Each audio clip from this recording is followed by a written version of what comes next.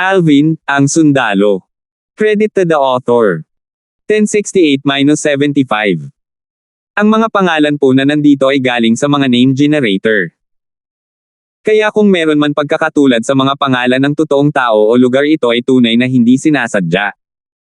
Sinundan ng mga mata ng lahat ang tingin ni Gore na sinanay sa isang binata na nakasuot ng lila na nakatayo sa kabilang panig. Ang taong sinadyang patayin ni Gore ay walang iba kundi si Alvin. Ito. Gayunpaman, nagulat ang lahat nang makita nila si Alvin. Parang nakakagulat ang nakita nilang mata. Anong problema nila? Si Jack, na nakaramdam ng pagkabalisa sa ngalan ni Alvin, ay sumulyap sa kanya ng isang beses bago siya tumingin sa iba. Bukod kay Irish na nakahiga sa kabaong at sa kanyang sarili, lahat, kabilang si Benny, ang pangalawang young master ng Lookland, ay nakatitig sa kanyang young master na parang tanga. Dahil ba ito sa tipak ng apoy na tumataas mula sa kamay ni young master? Tila may natuklasan si Jack habang itinoon niya ang kanyang tingin sa apoy na tumataas mula sa palad ni Alvin. Kung kailangang ituro ng isa ang pagkakaiba sa pagitan ng kanyang young master noon at ngayon, ito ay ang apoy na bumangon mula sa kanyang palad. Iyan ba ang pale fire? Malabo na mahulaan ni Jack kung ano ang apoy. Gayunpaman, hindi niya maisip ang grado ng pale fire na tumaas mula sa kamay ni Alvin. Duan. Alvin. Siya. Ang puwersang gumagapos kay Benny sa di kalayuan ay nawala dahil sa pagkagulat ni Gore, ngunit hindi ito namalayan ni Benny. Nakatitig siya ng blanko kay Alvin. Mas tumpak, tinitingnan niya ang tipak ng apoy na hindi inaasahang tumaas mula sa kamay ni Alvin. Bilang lineal disciple at second young master ng isang alchemist family, ang Lookland, nakilala niya kaagad ang tipak ng apoy na iyon bilang pale fire sa isang sulyap lang. Purple pale fire na may talam sa ginto. Yun ba ang violet gold pale fire? Grade 1 pale fire. Nanlaki ang mga mata ni Benny, baka sa mukha niya ang pagkagulat at pagkamangha. Kahit sa pinakamabangis niyang panaginip, hindi niya pinangarap na makita ang paningin sa harap ng kanyang mga mata. Iyan ang violet gold pale fire. Parang iyon ang violet gold pale fire. Grade 1 pale fire iyon. Ang isang alchemist na maaaring magpakita ng grade 1 pale fire ay walang alinlangan na grade 1 alchemist. Itong si Alvin ay grade 1 alchemist. Paanong posible? Nakabawi si Benny mula sa pagkabigla kasabay ng kakaunting bilang ng mga taong naruroon. Nagkaroon ng maraming mga talakayan, at ang pagkamangha ay nakasulat sa mga mukha ng lahat. Sa sandaling ito, tanging pagkabigla at pagtataka ang nasa kanilang mga mata habang nakatingin sila kay Alvin. Nagulat sila sa paggamit ni Alvin sa medicine refinement daw, at humanga sila sa pagkakakilanlan ni Alvin. Grade 1 alchemist. Sa langit. Ang mga mukha ng dalawang matandang lalaki na orihinal na nag-aapoy sa galit at layuning pumatay ay naglaho at napalitan ng paggalang. Hu! Di nagtagal, dali-dali silang lumipad pababa at lumapag sa harap ni Alvin. Nakatuon ang kanilang mga mata sa tipak ng apoy sa kamay ni Alvin. Ang bilog at mataba na mukha ni Yuan ay kumaibot habang nanlalaki ang kanyang maliliit na mata. Sinabi niya sa bahagyang gulat na boses, ito talaga ang violet gold pale fire. Samantala, si Gore ay nakatitig ng walang laman sa lilang apoy na may talim na ginto sa kamay ni Alvin. Bulong niya sa sarili, grade 1 pale fire. Grade 1 alchemist talaga siya. Bakit? Nag-aalala ba sina Elder Yuan at Elder Gore na nagpapanggap akong grade 1 alchemist? Tanong ni Alvin habang nakapikit ang kanyang mga mata. Ang mga salita ni Alvin ay parang dalawang higanteng martilyo na tumama sa dibdib ni Yuan at Gore ng napakalakas. Nagdulot ito ng panginginig sa kanila bago sila dahan-daang nakabawi sa pagkagulat. Si Yuan at Gore ang dalawang pinakamalakas na guardian elder sa Lookland. Sila ay mga martial monarchs. Ang kanilang mga tingin kay Alvin ay nagbago ngayong nabunyag ang pagkakakilanlan ni Alvin. Nabawasan ang pang-aalipusta at higit na pagkamangha sa kanilang mga titig. Pagbati, Master. Pagbati, Master.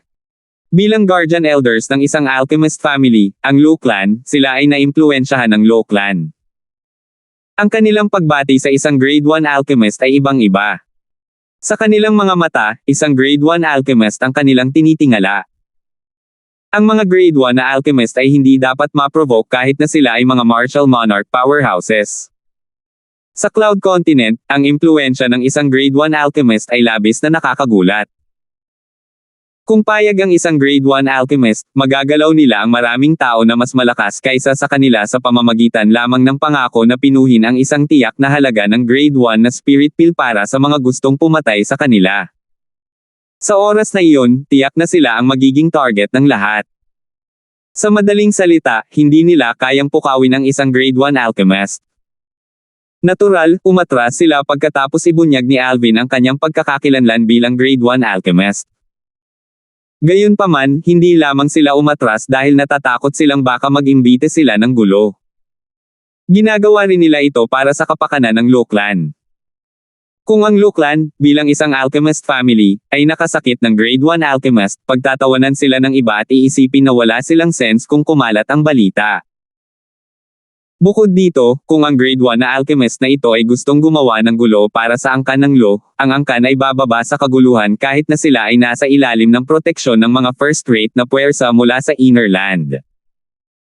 Naturally, maaari nilang kunin ang panganib at patayin ang grade 1 alchemist na ito na maaaring hindi kasing lakas nila. Gayunpaman, kailangan nilang maghanda para sa posibilidad ng isang krisis. Ang mga grade 1 alchemist, gaano man sila nag-iisa, ay malamang na gumawa ng isang pabor sa isang tao at tinulungan silang pinuhin ang grade 1 na mga spirit pill. Ang mga koneksyon na mayroon ng isang grade 1 alchemist ay sapat na upang magdala ng problema sa Lu Clan. Kung ang sitwasyon ay umunlad sa puntong iyon, ang parehong partido ay malamang na mamatay. Walang nakakaalam sa impluwensya ng isang grade 1 alchemist na mas mahusay kaysa sa Lu Clan. Ang lahat ay salamat sa 12-dosenang grade 1 alchemist mula sa Lu Clan na nagawa nilang mabuhay sa loob ng 10,000 taon. So, what now? Hindi mo na ako papatayin ngayon. Ngumisi si Alvin. No, we don't dare. We don't dare ta. Si Yuan at Gore ay umaaligid pa rin sa himpapawid habang nakatingin sila kay Alvin. Mababa silang nakatingin sa kanya na parang langgam sila kanina lang. Gayunpaman, kinailangan nilang maglakad sa mga balat ng itlog tulad ng mga daga na nakatagpo ng pusa ng kaharap nila si Alvin ngayon. Itong si Alvin pala ay grade 1 alchemist. Oh God, ilang taon na siya. Noon, pinatay niya ang elder ng Lu Clan, si Zuriel, na isang 8th level void transformation martial artist sa isang suntok lang. Kung isasaalang-alang ang kanyang edad, ang kanyang lakas at ang kanyang likas na talento sa martial daw ay maaaring ituring na napakapangit. Ang problema, bukod sa sobrang galing niya sa martial daw, mas talented pa siya pagdating sa refining medicine. Grade 1 alchemist na siya sa murang edad. Kung hindi ko alam na halos imposibleng maging alchemist ang isang demonyo, hindi ako maniniwala na tao rin siya tulad natin. Sa oras na ito, lahat ng naruroon ay nakabawi mula sa pagkabigla. Gayunpaman, muli silang nabigla nang simulan nilang pag-usapan ang bagay na iyon. Paanong posible? Ang lalaking nasa katanghaliang gulang na nakasuot ng berde na nakatayo sa tabi ng katawan ni Zuriel ay nakatingin sa harapan. Katulad ng dalawa pa niyang kasama, hindi siya makapaniwala sa mga mata niya. Si Alvin. Grade 1 bang alchemist? Sa lahat ng naruroon, ang nakaramdam ng labis na panghihinayang ay si Harold. Si Harold ay orihinal na naging kaibigan ni Alvin. Nagpalitan din sila ng kasiyahan. Gayunpaman, ang kanyang pagkakaibigan kay Alvin ay nasira dahil sa maling desisyon na ginawa niya. Ang pagkakamaling ginawa niya sa salpok ay maaaring humantong sa habang buhay na kalungkutan.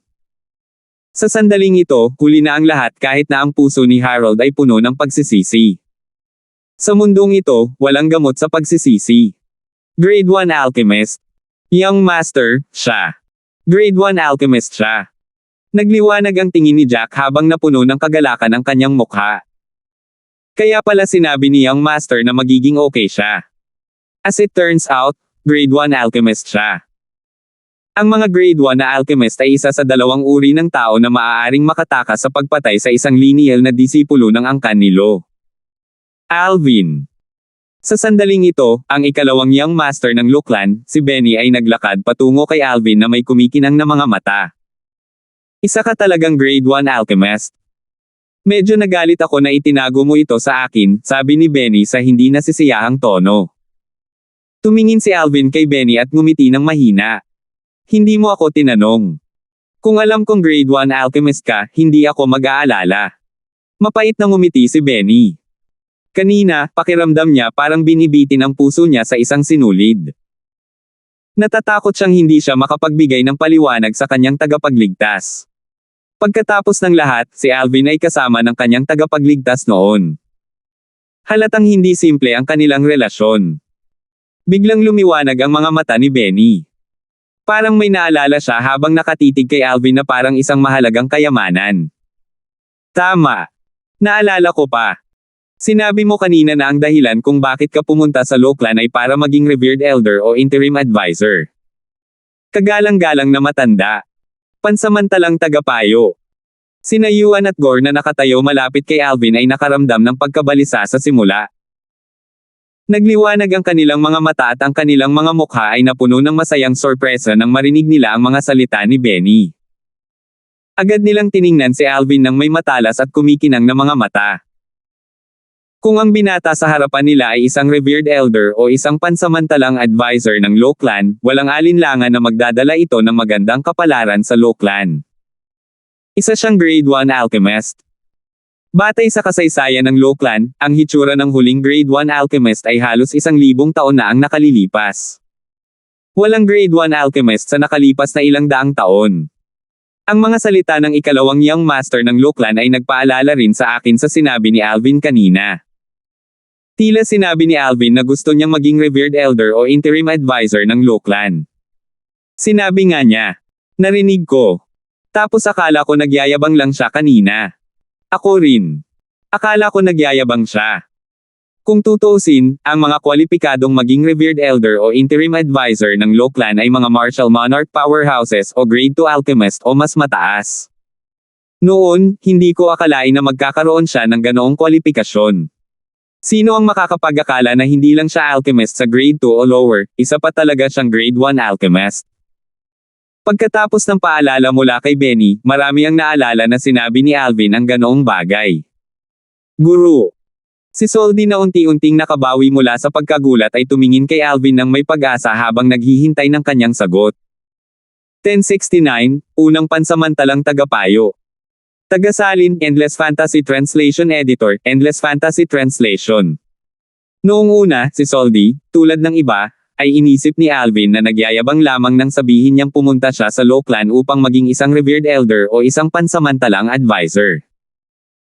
Ang unang naisip sa puso ni Soldi ay tiyak na mamamatay si Alvin kapag nakita niyang binaliwala ni Alvin ang payo ng ikalawang young master ng Loclan at determinadong pinatay ang third young master ng Loclan, si Hayden. Nang lumitaw ang dalawang pinakamalakas na guardian elder ng Loclan at hinarap si Alvin tungkol sa pagkamatay ng third young master ng Loclan, si Hayden at ang second young master na si Benny ay nabigo sa paghingi ng awa, hindi inakala ni Soldi na mabubuhay pa si Alvin. Gayunpaman, ang kasunod na pag-unlad ng bagay ay ganap na lampas sa kanyang inaasahan. Nang ang guardian elder ng Loclan, si Gore ay papatayin na si Alvin, nagpakita si Alvin ng isang tipak ng Pilfire. Violet Gold Pilfire. Grade 1 Pilfire. Daminiringli niyang ibinunyag ang kanyang prestihiyosong Grade 1 Alchemist identity at ganap na binaligtad ang sitwasyon.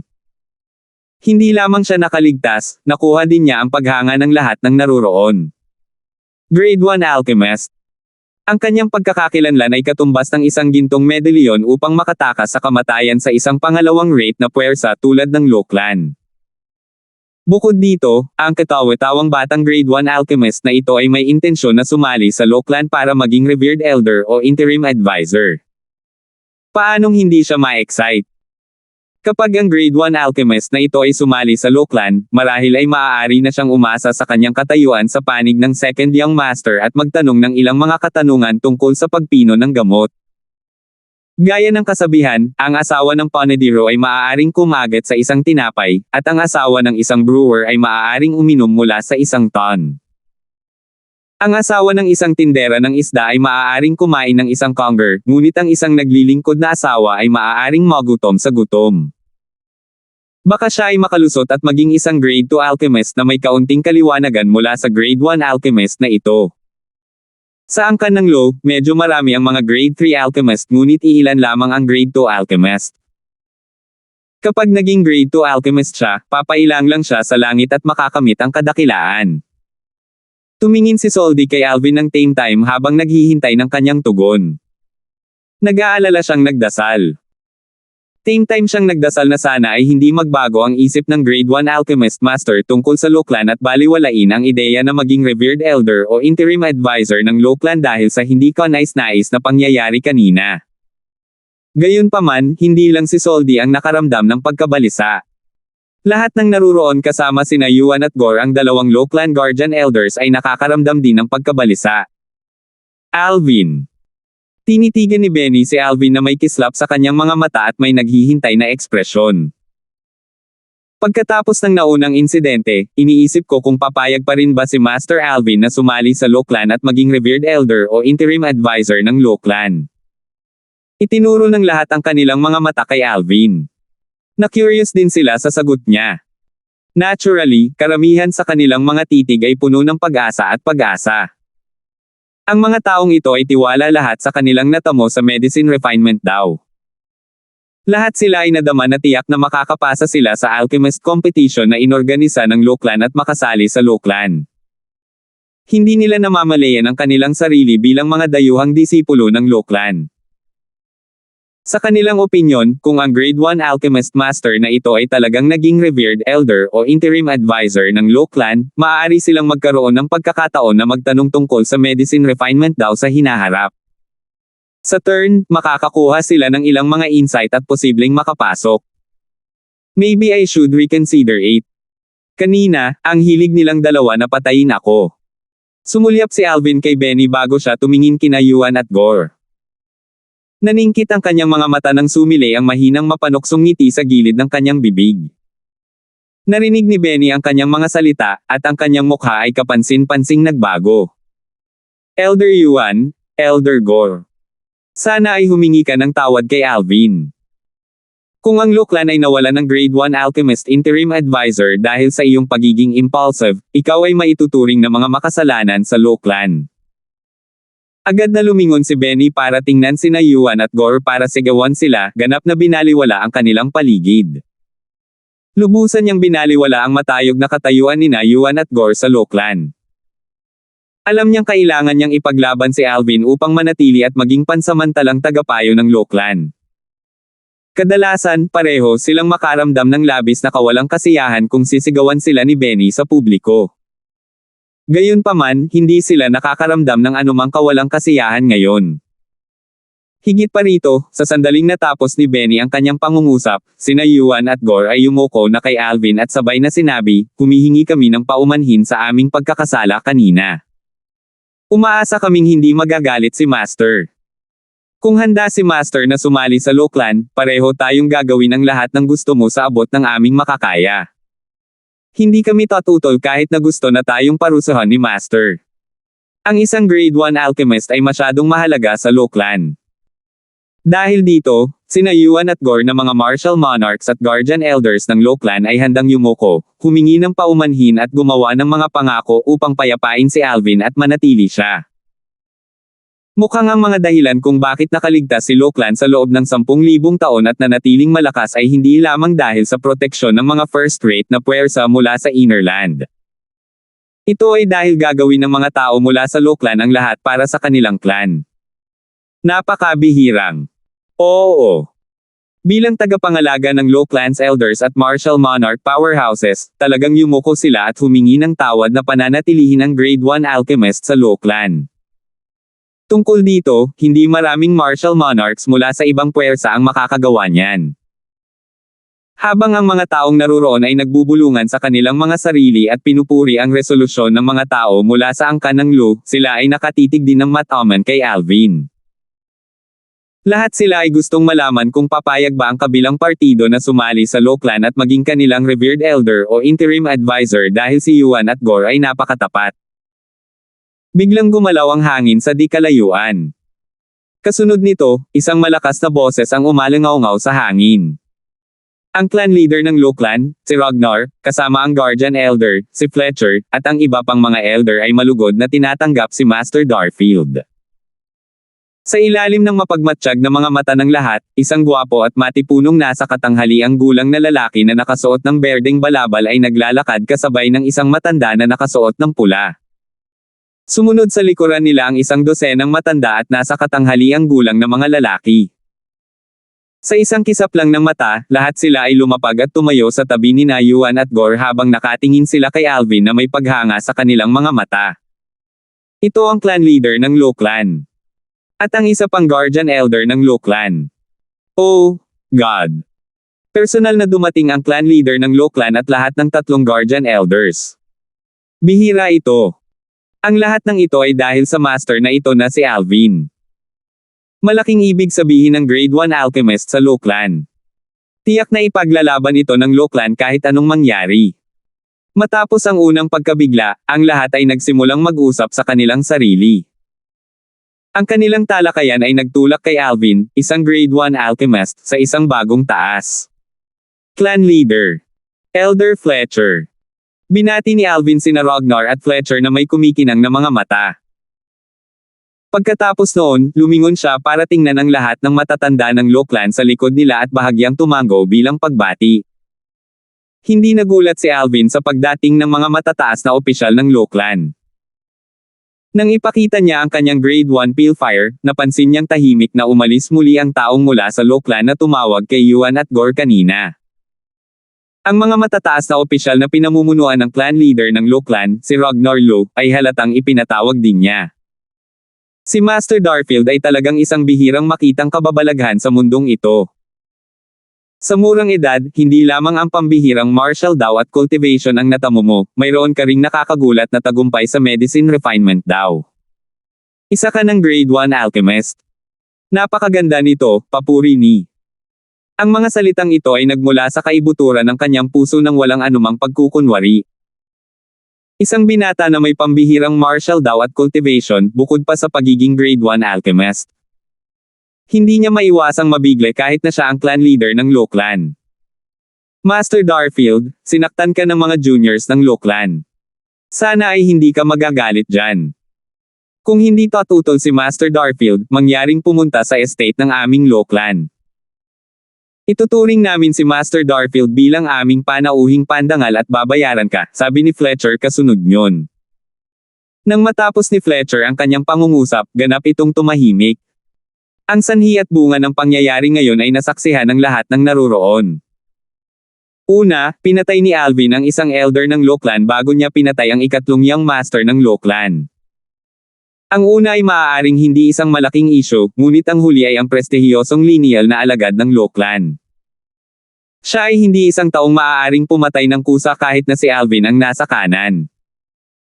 Dahil sa kadahilanang iyon, dumating ang dalawa sa Guardian Elder ng Lu Clan at upang patayin si Alvin nang hindi tinatanong ang kanyang dahilan. Gayunpaman, ang lahat ng iyon ay nabaligtad matapos ihayag ni Alvin ang pagkakakilanlan ng kanyang Grade 1 Alchemist. Una, time na humingi ng paumanhin ang dalawang Guardian Elder ng Lu Clan. Pagkatapos, personal na dumating ang clan leader ng Lu Clan at isa pang Guardian Elder kasama ang iba pang matatanda ng Lu Clan at humingi ng paumanhin kay Alvin kasama ang Guardian Elder, si Fletcher bilang kanilang kinatawan. Batay sa kanilang mga salita, gusto pa nilang tretuhin si Alvin na pumatay sa isa sa lineal na disipulo ng kanilang Lu Clan bilang panauhing pandangal at bayaran siya.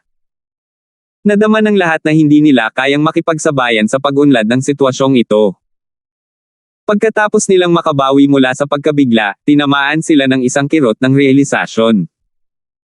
Alam nilang lahat iyon ay dahil ipinakita ni Alvin ang kanyang kakayahang magpakita ng Grade 1 Pilfire at ibunyag ang kanyang pagkakakilanlan bilang Grade 1 Alchemist.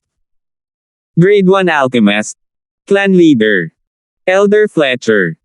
Sa oras na ito, ang ikalawang young master ng Lu Clan, si Benny, ay lumapit kay Ragnar at Fletcher at may ibinulong sa kanila.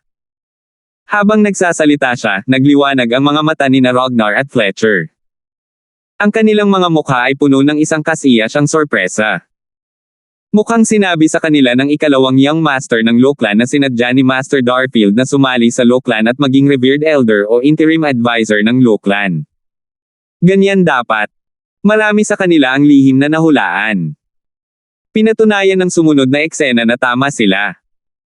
Master Darfield, kung handa kang sumama sa amin. Handa ang Law Clan na ituring ka bilang aming unang pansamantalang tagapayo. Sa hinaharap kung may kailangan si Master Darfield, gagawin ng Law Clan ang lahat para makuha ang kailangan mo. Ang leader ng angkan ng Law Clan, si Ragnar, ay ikinulong ang kanyang mga kamay at yumuko kay Alvin habang taos-pusong sinabi niya, "Pakiusap, Master Darfield." Mangyaring sumali sa Law Clan at maging pansamantalang elder ng Law Clan. Kasunod nito, pinangunahan ng tagapangalaga ng Law Clan na elder na si Fletcher, ang lahat ng matatanda ng Law Clan at magalang na yumuko para anyayahan si Alvin na maging pansamantalang elder ng Law Clan. Ito ay talagang isang mataas na katayuan. Sa sandaling ito, isa-isa ring yumuko sina Benny, Soldi kasama sina Yuan at Gore at sinabing, "Pakiusap, Master Darfield. Sumali ka sa angkan ng Law." Pagkatapos nito, yumuko ang lahat mula sa Law Clan at taos-pusong inimbitahan si Alvin na sumali sa Law Clan. Muli, nabalot ng katahimikan ang buong eksena. Para sa mga naruroon, ang eksena sa harap ng kanilang mga mata ay tiyak na isang eksenang maaalala nila sa natitirang bahagi ng kanilang buhay.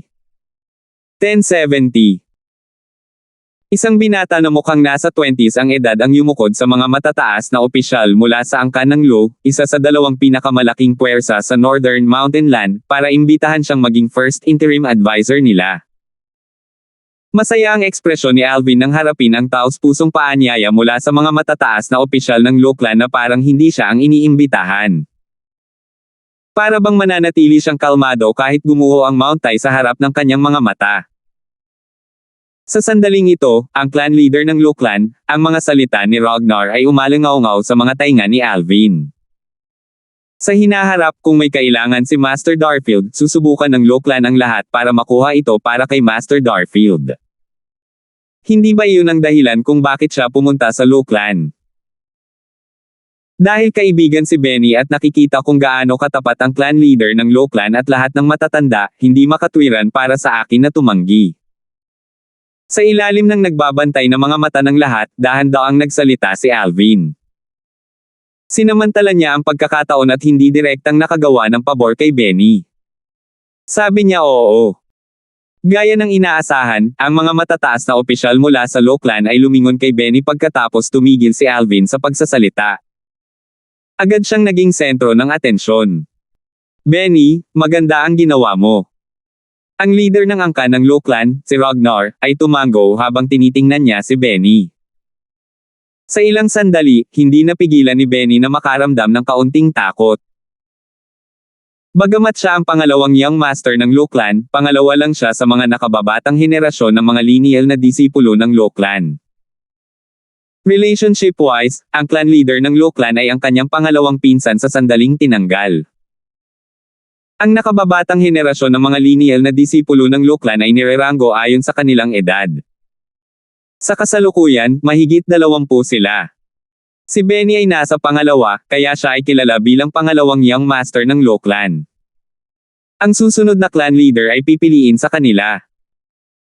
Sa kasalukuyan, ang may pinakamataas na pagkakataon na magmana ng posisyon ng clan leader ay si Benny, ang ikalawang young master ng Law Clan, at ang unang young master ng Law Clan. Dahil si Benny ay pinuri ng clan leader, ito ay nagpakita na siya ay walang alinlangan na isang hakbang na mas malapit sa pagmamana ng posisyon ng clan leader.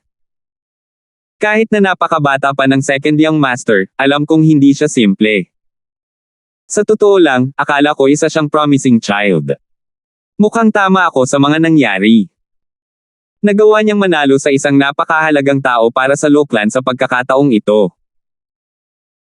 Sa paghusga sa relasyon ng second young master at Master Darfield, hindi na kailangang mag-alala tungkol sa kaunlaran ng Law Clan kung mamanahin niya ang posisyon ng clan leader, di ba? Tama ka. Samantala, marami sa mga elder ng Law Clan ang nagsimulang purihin si Benny. Sinamantala ng mga elder na pumanig kay Benny ang pagkakataon na ipahayag ang mga benepisyo kung si Benny ang magiging susunod na clan leader ng Lo Clan. Ang mga elder na pumanig sa unang young master ng Lo Clan, si Samson, ay nagkatinginan at mapait na ngumiti. Kinukutya sana nila ang kanilang karibal kung narinig nilang nambobola nila ang ikalawang young master sa mga ordinaryong pangyayari. Gayunpaman, hindi sila nang ahas na gawin ito ngayon. Sino ang nakakaalam kung aalis si Master Darfield kung kumilos sila ng hindi nag-iisip? Kung tutusin, kaibigan siya ng second young master, si Benny, at mukhang close sila. Hindi nila nais na maging isang taksil sa Lo Clan kaya maaari lamang silang masunurin na manatiling tahimik. Samantala, ang ilan sa kanila ay napuno ng pagkabalisa habang pinag-isipan nilang iwanan ang kanilang amo at ipakita ang kanilang katapatan sa pangalawang young master, si Benny. Dahil ang ikalawang young master, si Benny ay may koneksyon sa isang grade 1 alchemist, ang kanyang posisyon sa Lo Clan ay tiyak na tataas sa katagalan. Maging ang leader ng clan ng Lo Clan at 3 guardian elder ay mas magbibigay pansin sa kanya na dati ay nasa mas mahinang posisyon. Hindi mapigilan ni Benny na mapangiti sa sarili nang marinig niya ang mga matatanda, na dati ay nanatiling walang kinikilingan, na nambobola sa kanya upang ipakita ang kanilang katapatan. Ang walang kinikilingan ng mga matatanda ng Lo Clan ay hindi pumanig sa kanya o kay Samson dati. Inaasahan niya na ang isang salita lamang mula kay Alvin ay magiging mas epektibo kaysa sa kanyang maingat na pagpaplano sa nakalipas na 10 taon. Siya ay nagplano ng 10 taon bago ang ilan sa mga matatanda ng Lo Clan ay lumapit sa kanya upang tulungan siya. Gayunpaman, naaliw din si Benny sa naisip. Pagkatapos ng lahat, si Alvin ay isang grade 1 alchemist. Ang kanyang pag-iral sa Lo Clan ay superior at hindi nalalabag. Sa katunayan, hindi na niya kailangang labanan si Samson kung si Benny ay isang grade 1 alchemist. Walang magiging decent kahit na gusto niyang magbitiw ang kasalukuyang clan leader para makuha niya ang posisyon para sa kanyang sarili. Sa Lo Clan, ang katayuan ng isang tao ay higit sa lahat basta't ang isa ay makalusot at maging isang grade 1 alchemist. Kung sinabi niya ang isa, walang sino man sa Lo Clan ang maglalakas loob na magsabi ng dalawa.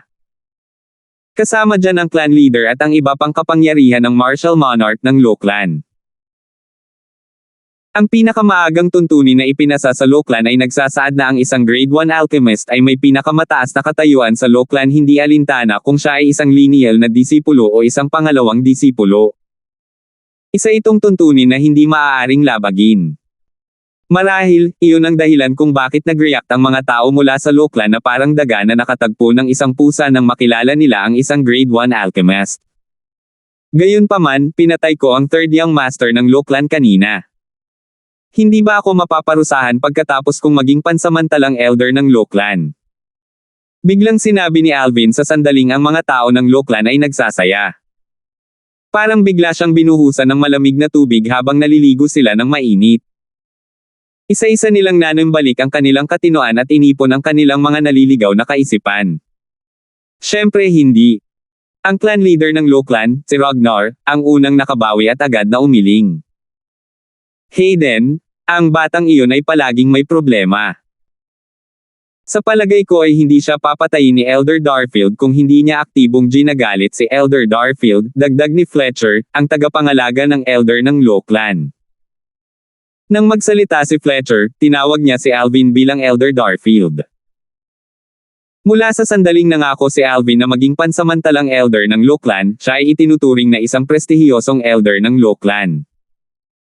Gaya ng sinabi ng leader ng clan, si Ragnar, siya ang unang pansamantalang tagapayo ng Lo Clan. Sa liwanag ng kanyang posisyon, maging si Ragnar ay kailangang maging magalang sa kanya. Sa isang tiyak na lawak, ang kanyang kasalukuyang katayuan sa Lo Clan ay higit sa lahat. Tama ka. Noong nakaraan, lagi kong iniisip na ang batang lalaki na si Hayden ay may mga palaipat-lipat na mata at hindi mukhang mabuting tao. Elder Darfield, mabuti ang ginawa mo sa pagpatay sa kanya. Naalis mo ang salot ng isang Lo Clan, patuloy na sinabi ng isa pang guardian elder na si Yuan. Oo, Elder Darfield. Tumulong ka sa paglilinis ng Lo Clan.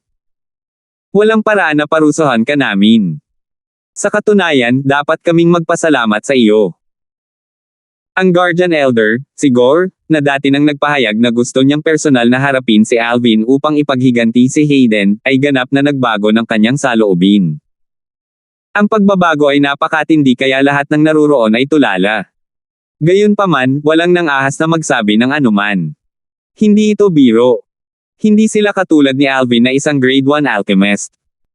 Kung manggawas silang magchismis tungkol sa Guardian Elder ng Loklan na ito, hinding-hindi niya ito pababayaan. Kahit na hindi siya makitungo sa mga ito ngayon dahil sa kanyang reputasyon, makakahanap siya ng pagkakataon na makitungo sa kanila mamaya. Kung ilalarawan ng isa ang Cloud Continent bilang isang mabituing kalangitan at ang mga tao sa Cloud Continent bilang mga bituin dito, walang alinlangan na si Young Master ang pinakamaliwanag. Si Jack ay nakatayo sa malayo na may ngiti sa kanyang mukha. Ipinagmamalaki niyang nasundan niya ang isang master tulad ni Alvin. Gayunpaman, hindi niya maiwasang malungkot nang maalala ang kanyang hamak na lakas. Hindi niya matutulungan ang kanyang young master sa kanyang kasalukuyang lakas, kalagkarin lang siya nito pababa. Sana mapapabuti ko pa ang aking lakas sa pamamagitan ng pag-asa sa angkan ng Lo. Ayon sa young master, maaari kong gamitin ang mga espiritong prutas para palakasin ang aking paglilinang at gamitin ang malalim na assimilation formation na iyon upang mapabuti ang aking pangunawa sa konsepto ng sword. Naalala ni Jack ang sinabi ni Alvin sa kanya hindi pa katagal. Ang Loklan na ito ay dapat magkaroon ng mga espiritong bunga at ang malalim na assimilation formation, tama ba? Nakaramdam ng kaunting pagkabalisa si Jack nang maisip niya ito. Sige. Bagamat natitiyak ni Alvin na ang mga matataas na opisyal mula sa Loklan ay hindi maghihiganti pagkatapos niyang ihayag ang kanyang pagkakakilanlan, natutuwa pa rin siya nang marinig niya ang mga ito sa paalitang pagkumpirma nito. Hindi niya akalain na ang pagkakakilanlan ng isang grade 1 alchemist ay magiging kapaki-pakinabang. Siyempre, iyon ay dahil ang pamilya ng Loklan ay isang alchemist na pamilya. Ang ibang mga pamilya ay maaaring hindi masyadong matulungin. Naunawaan ito ni Alvin. Elder Darfield, naglalakbay ka sa kalsada, at sigurado akong pagod ka. Mangyaring magpahinga sa estate, magiliw na sabi ni Ragnar kay Alvin bago siya tumingin kay Benny. Hayaan mong dalhin ka ni Benny doon. Walang nagmamadali. Gusto ko pa ring makita ang alchemist competition, sabi ni Alvin habang umiiling. Bagamat imposibleng sumali siya ngayon sa alchemist competition, interesado pa rin siyang mag-obserba. Ito ang unang kompetisyon ng alchemist na nakita niya sa kanyang buhay. Sobrang curious siya at excited. Na-curious siya kung paano hinuhusgahan ang alchemist competition gayon din ang mga level ng mga alchemist sa foreign lands. Nasasabik siyang makita ang isang grupo ng mga alchemist na kumikilos. First time niyang makakita ng napakaraming alchemist. Dahil interesado si Elder Darfield, sasamahan ka namin, sabi ni Ragnar kay Alvin habang nakangiti ito.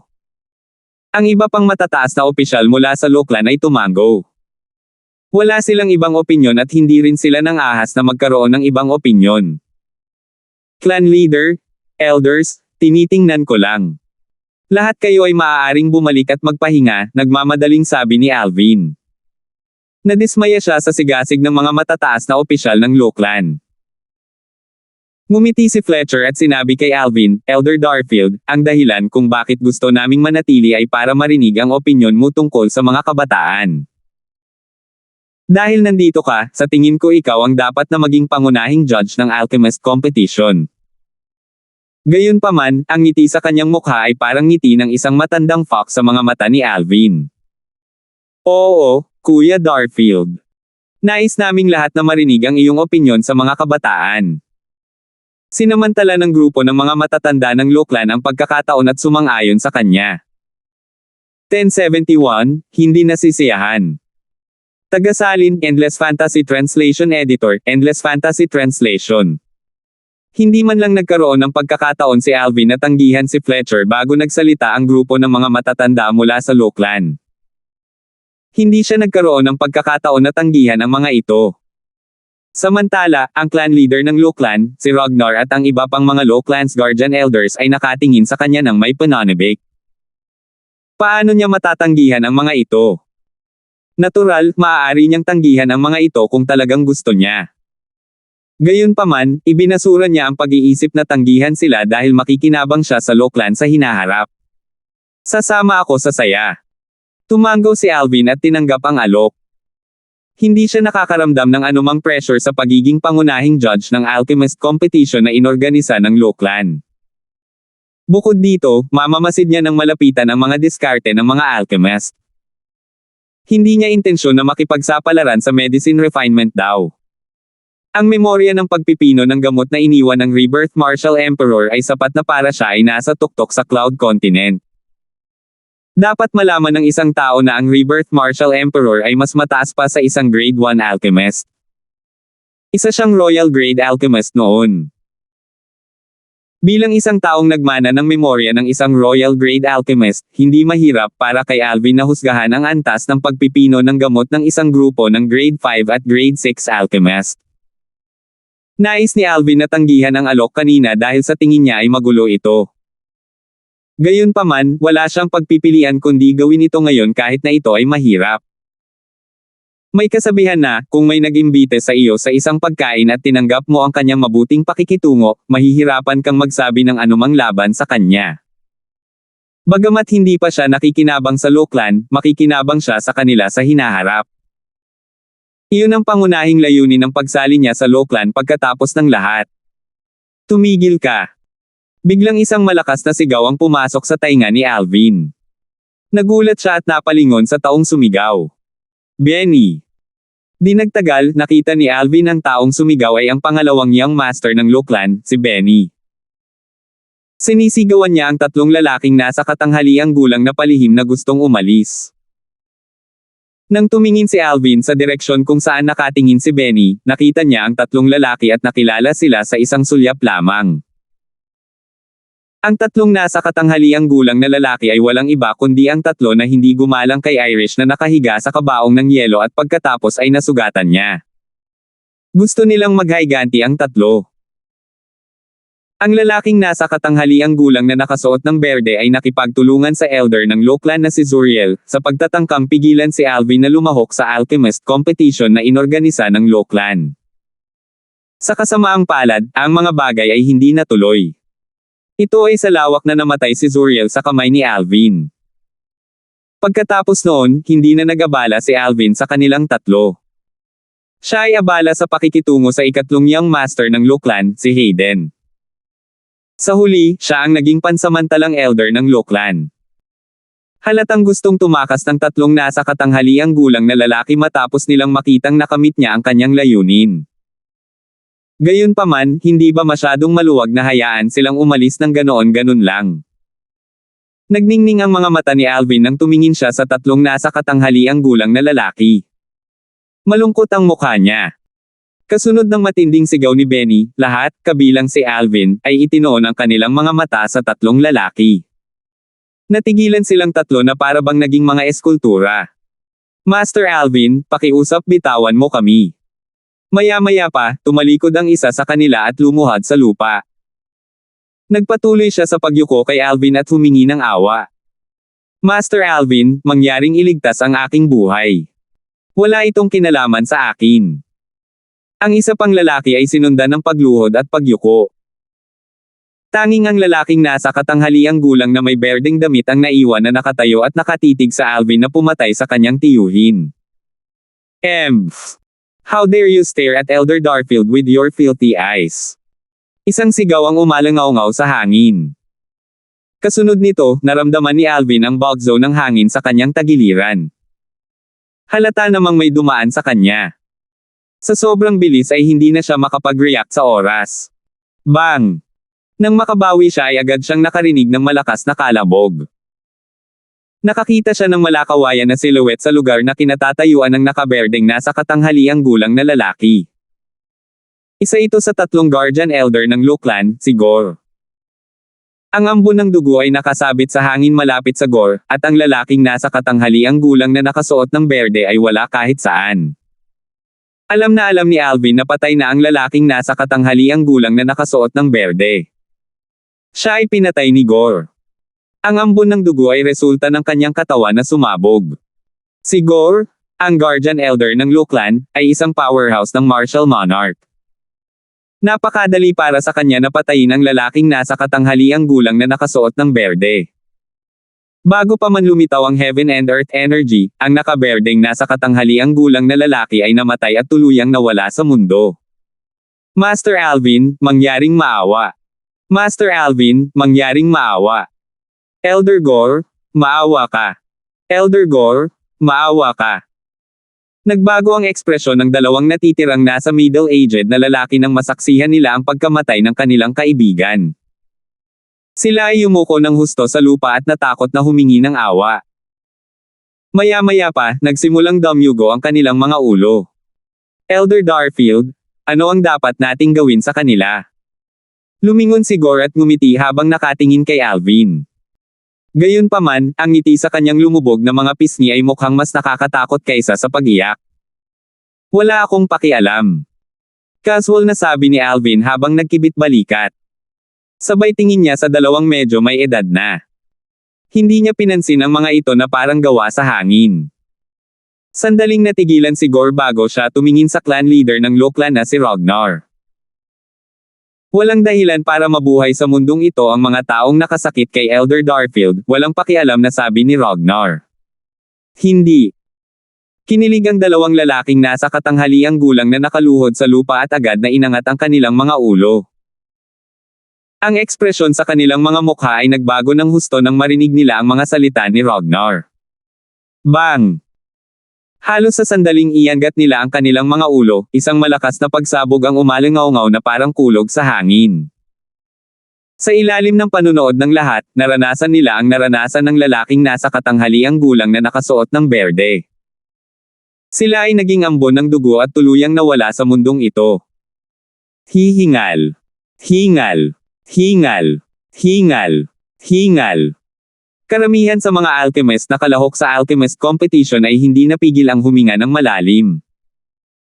Ang kanilang mga mata ay puno ng paggalang habang muli silang tumingin kay Alvin.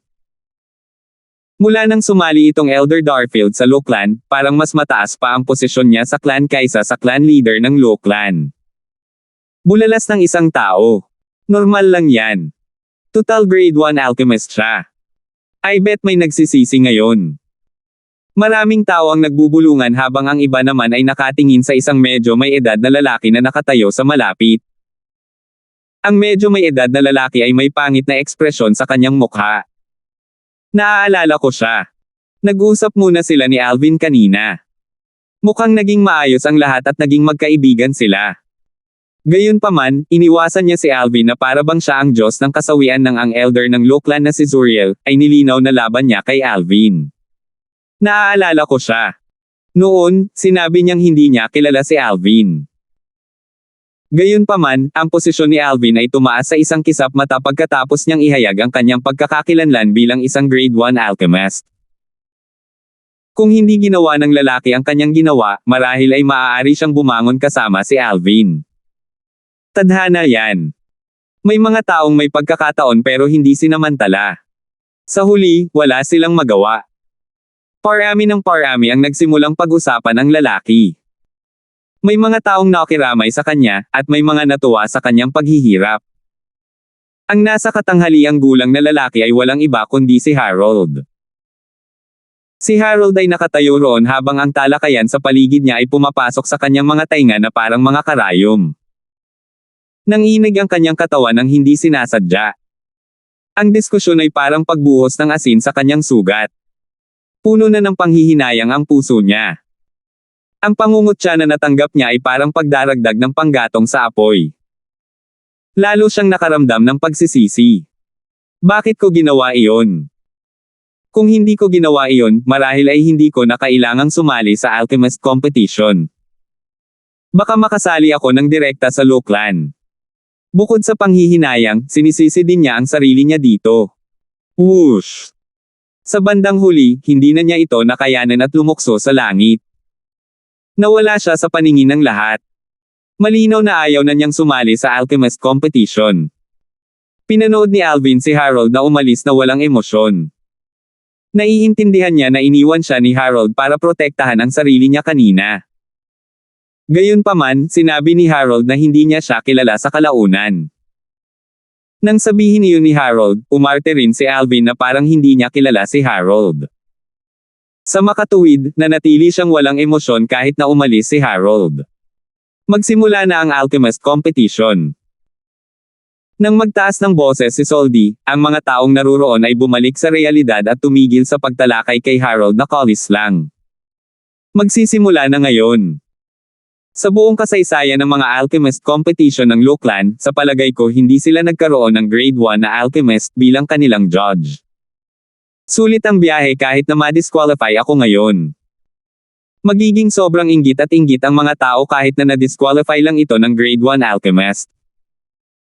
Ang grupo ng mga Alchemist ay nasa sabik na nag-uusap sa kanilang mga sarili. Natahimik si Alvin nang marinig niya ang kanilang usapan. Samantala, ang mga matataas na opisyal mula sa Lookland ay maaaring makiramay sa kanila. Ganon din ang mararamdaman nila kung sila ang nasa posisyon ng mga Alchemist at kasali sa Alchemist competition. Di nagtagal, nagsimula ang Alchemist competition. Hinati ang kompetisyon sa preliminary round, semifinal round, at final round. Kalahati ng mga kalahok ay matatanggal sa preliminary round. Sa semifinals, 30 kalahok ang natitira pagkatapos ng eliminasyon.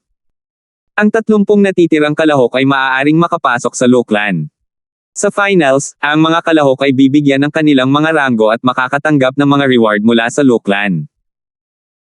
Sa Alchemist competition, anuman ang pag-ikot, lahat ay pinipino ang parehong tableta. Si Alvin bilang hukom ay personal na susuriin ang resulta. Sa mga nakaraang Alchemist competition na inorganisa ni Lookland, ang mga kalahok ay susuriin lamang sa kadalisayan ng tableta. Gayunpaman, iba ito para kay Alvin. Bukod sa pagsubok sa kadalisayan ng tableta, nakita niya kung gaano kahusay ang mga diskarte ng mga kalahok sa pamamagitan ng mga table toss at natukoy kung sino ang mas namumukod tangi. Ginawa iyon ni Alvin sa preliminary round at nakatagpo ng anumang pagtutol.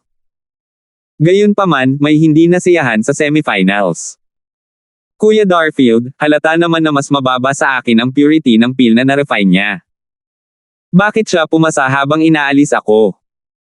Itinuro ng isang alchemist ang isa pang alchemist sa tabi niya at tumingin kay Alvin na may hindi nasisiyahang ekspresyon. 1072. Ang tanong ng alchemist kay Alvin ay agad na lumikha ng kaguluhan sa karamihan. May naglalakas loob talagang magtanong sa isang grade 1 alchemist.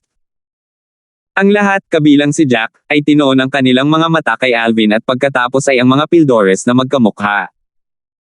Talagang may mas mataas na purity ang pil na na-refine niya kaysa sa ibang alchemist.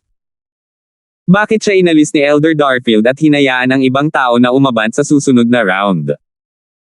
Nataranta ang mga kalahok na alchemist. Anong nangyari? Bukod sa kanila, maging ang mga tao ng Lookland na pinamumunuan ng clan leader na si Ragnar, ay mukhang nagdududa. Hindi lahat sa Lookland ay isang alchemist.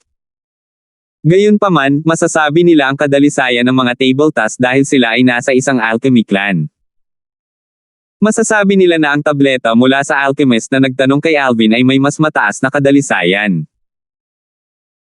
Ang alchemist na tinanggap ni Alvin sa susunod na round ay pilit na ngumiti sa kanyang mukha habang nakatingin kay Alvin at sinabing, Elder Darfield, kung husgahan ang kadalisayan ng tableta, talagang hindi ako kasing galing niya. Ang alchemist na nagtanong kay Alvin ay naging mas mahiyain pagkatapos niyang marinig ang mga salita ng isa pang alchemist. Elder Darfield, alam kong isa kang grade 1 alchemist. Malayo ako sa iyo pagdating sa medicine refinement. Pero ang iyong kakayahan sa paghusga ay parang ano? Huminto si Alvin habang sinusulyapan siya. Sa tingin mo ba mas magaling ka sa kanya sa medicine refinement dahil lang mas mataas ang purity ng pil na ni-refine mo kaysa sa kanya? Marahil. Ang alchemist competition na inorganisa ng Lookland ay isang kompetisyon lamang ng kadalisayan ng tableta sa halip na antas ng pagpipino ng gamot. Sabi ni Alvin habang sinusulyapan niya ang mga tao ng Lookland sa pangunguna ng clan leader na si Ragnar. Halatang nagtatanong siya sa kanila. Since we refine the same pill, natural will judge the medicine refinement's level by its purity. Otherwise, how can we judge it? Ang alchemist na nagambala ni Alvin ay nagsabi na may matuwid na galit. Ganyan din ba ang iniisip mo? Sinulyapan ni Alvin ang mga kalahok na alchemist bago niya inilipat ang kanyang mga mata sa mga tao mula sa Lookland. Maya-maya pa ay natanggap na niya ang sagot niya. Maging ito ay ang mga kalahok na alchemist o ang mga tao mula sa Lookland, lahat sila ay tumango ng isa-isa. Malinaw na lahat sila ay may parehong iniisip. Interesado kaming malaman kung may ibang paraan si Elder Darfield para hatulan ang antas ng pagpipino ng gamot. Marahil ay sorpresahin tayo ni Elder Darfield, sabi ni Ragnar sa kanyang malakas at malinaw na boses. Ang dahilan kung bakit niya sinabi iyon ay dahil sa kumpiyansa at walang takot na ekspresyon sa mga mata ni Alvin. Subconsciously, naniniwala siya na may iba pang paraan si Alvin para hatulan ang antas ng pagpipino ng gamot. Pagkatapos magsalita ni Ragnar, naging sentro ng atensyon si Alvin. Young Master. Maging si Jack ay nakatingin kay Alvin ng may pag-asa. Naniniwala siyang may sariling paraan ang kanyang young master. Mukhang kailangan kong turuan kayong lahat ng leksyon ngayon, mahinahong sabi ni Alvin bago siya umiwas ng tingin. Kung ibang tao ang nagsabi niyan, baka magkapira-piraso na siya pagtapos niyang magsalita. Dahil si Alvin ang nagsabi nito, hindi na sila makapaghintay na marinig ang iba pa niyang paliwanag kahit na nag-aalinlangan sila. Gayunpaman, hindi nagtagal ay napagtanto nilang si Alvin ay walang intensyon na magpaliwanag. Kayong dalawa, pinuhin mo ulit ang tableta. Sa pagkakataong ito, tuturuan kita ng kaunting trick. Ang munting trick na ito ay tiyak na magpapalakas sa kadalisayan ng pil na na-refine mo, mahinahong sabi ni Alvin habang nakatingin sa dalawang alchemist sa tabi niya. Kapag pinino ninyong dalawa ang tableta, ibinunyag ni Alvin ang kanyang munting panlilinlang nang hindi ito itinatago sa publiko. Ang kanyang sinabi ay narinig ng lahat ng malakas at malinaw. Tila wala siyang pag-aalinlangan tungkol sa pagsisiwalat ng trick na ito sa publiko. Idiin ang aming palad sa kaldero, at kapag ang tableta ay lumabas mula sa spigot, lumikha ng isang layer ng kalasag sa pamamagitan ng pagpapakawala ng pilfire mula sa aming palad at gawin ang tableta na tumagos dito. Iyon ang daya na ipinahayag ni Alvin. Ang daya ay wala kay Alvin, ngunit ito ay bago sa iba pang mga alchemist. Sure. Aayusin ko itong muli kasunod ng trick na ibinahagi ni Elder Darfield. Kung mas mataas pa rin ang purity ng pil na dinalisay ko kaysa sa kanya, ano ang gagawin ni Elder Darfield? Tanong ng hindi nasisiyahang alchemist habang nakatingin kay Alvin. Matatanggal siya at aaban ka sa susunod na round kung matatalo mo siya, casual na sabi ni Alvin. Ang kanyang mga mata ay kalmado na para bang sigurado siyang hindi magagapi ng hindi nasisiyahang alchemist ang isa pang alchemist. Si Elder Darfield ay may ganoong pananampalataya sa akin. Tumibok ang puso ng isa pang alchemist. Biglang naging seryoso ang ekspresyon niya. Pagkatapos ay huminga siya ng malalim at same time na sinabi kay Alvin, Elder Darfield, hindi kita pababayaan. Huwag kang kabahan. Gawin mo lang ang ginawa mo kanina. Siyempre, tandaan mong gamitin ang munting trick na itinuro ko sa iyo. Bagamat hindi ito magbibigay ng malaking tulong sa kadalisayan, ang pagpapalakas ay makabuluhan pa rin at nag-iiba-iba sa bawat tao, sabi ni Alvin. Oo. Seryosong tumango ang alchemist. Maaari kang magsimula, sabi ni Alvin. Sa sandaling ito, ang dalawang alchemist ay nasa mataas na espiritu habang sinimulan nilang pinuhin ang tableta. Ang pressure ay tumaas habang pinapanood ng lahat ang kanilang proseso ng pagpipino. Nais ng bawat isa sa kanila na talunin ang isa upang makapasok sa susunod na round. Hanggat umaban sila sa susunod na round, makakasali sila sa Lookland at maging dayuhang disipulo ng Lookland. Lumipas ang oras ng tahimik. Maya-maya, lumipas ang isang oras. Ang alchemist na ang Pildores ay may hindi gaanong kadalisayan kaysa sa iba ay nakumpleto muna ang pagpipino. Idiniin niya ang palad sa kaldero at pilit na inilabas ang tableta sa kaldero. Pansamantala, naalala niya ang maliit na pakulo ni Alvin kanina. Inilabas niya ang pilfire mula sa kanyang palad upang lumikha ng isang layer ng kalasag sa ibabaw ng spigot. Whoosh! Isang tableta ang bumaril at dumaan sa pilfire sa ibabaw ng siwang bago ito hinawakan ng alchemist gamit ang kanyang kamay. Nakumpleto ang tableta. Sa sandaling ito, ang alchemist na Ampildores ay may mas mataas na kadalisayan kaysa sa isa at hindi nasiyahan sa paghatol ni Alvin ay sumunod sa isa pang alchemist sa pamamagitan ng pagkumpleto ng pagpipino at pagbuo ng tableta. Isang katulad na tableta ang lumitaw sa kanyang mga kamay. Gayunpaman, nanlaki ang kanilang mga mata kasabay ng gulat na ekspresyon sa kanilang mga mukha nang tumingin sila sa tableta ng isa't isa. Paano ito posible? Hindi. Imposible. Ang alchemist na kanina pa hindi nasisiyahan ay namutla at tuloy-tuloy na umiling. Ayaw niyang paniwalaan ang nakikita sa kanyang mga mata. Ayaw niyang maniwala dahil natuklasan niyang ang kadalisayan ng tableta sa kanyang kamay ay wala pang 5% ng elevation kumpara sa dati. Samantala, ang tableta sa kamay ng kanyang kalaban ay may malapit sa 10% ng elevation sa kadalisayan kumpara sa dati. Isang elevation na malapit sa 10%.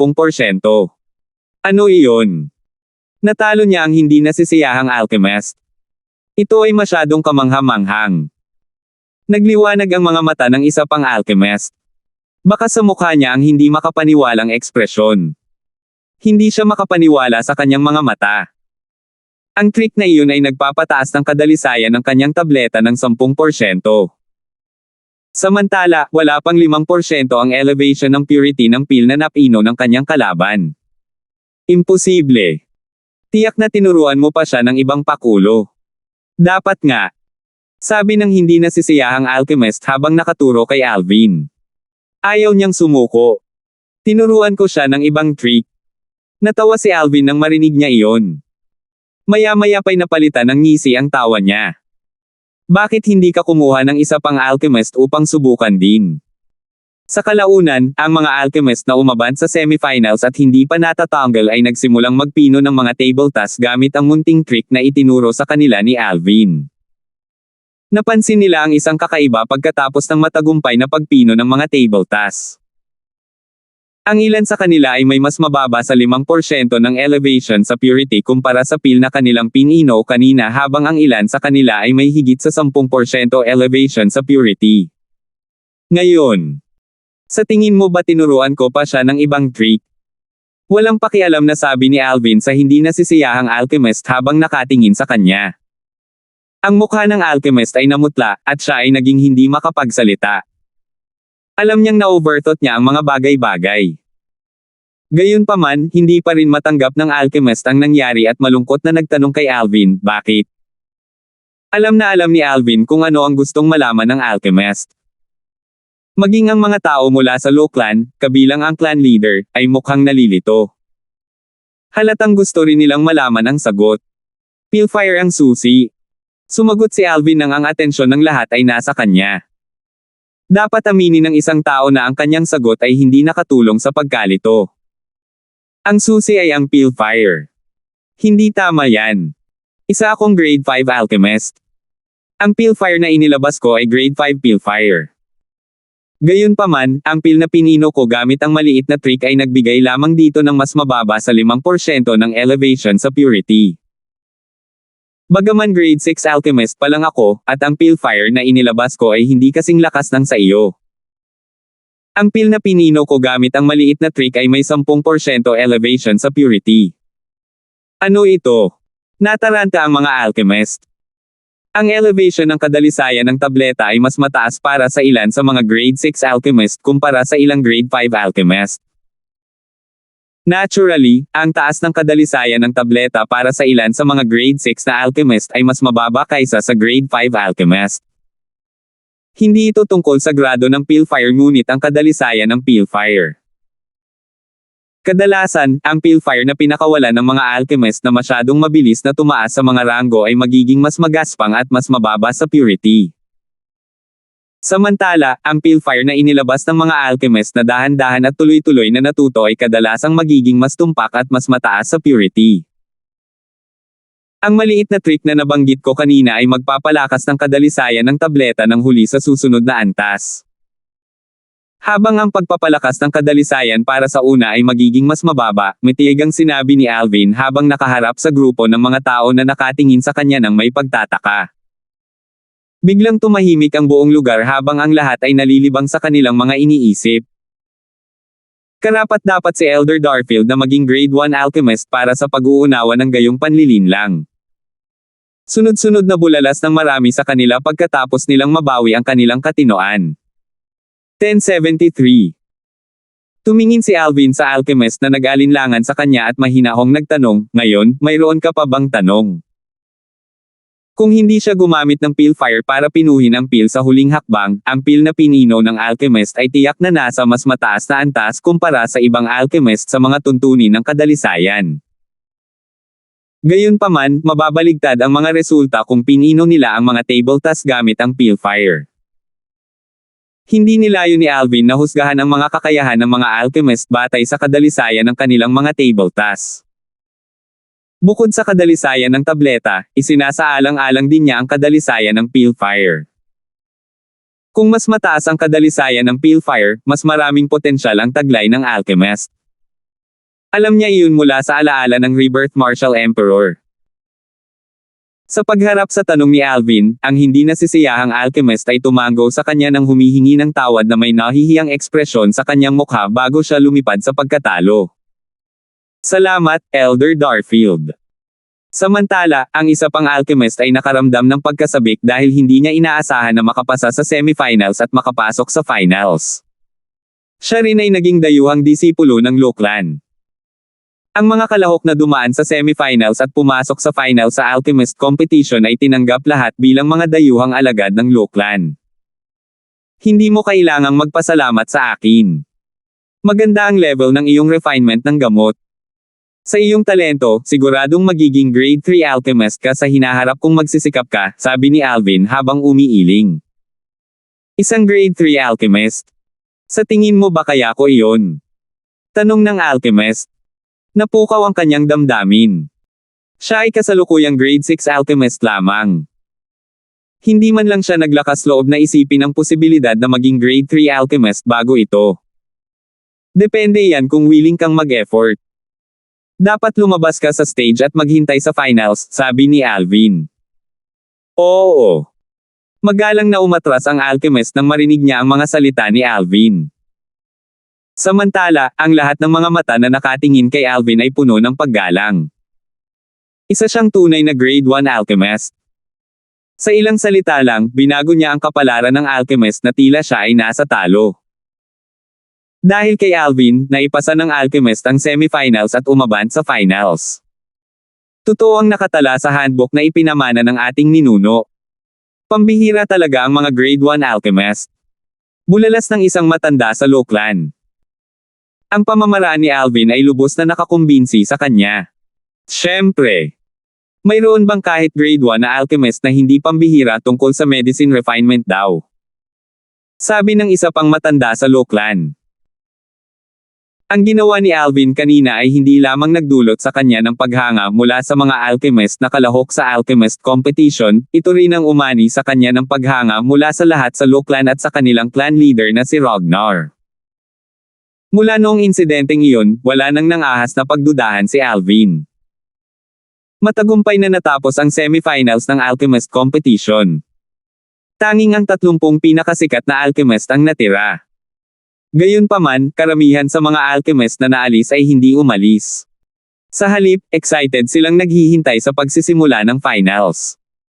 Ito ay walang alinlangan na isang magandang pagkakataon para sa kanila na matuto.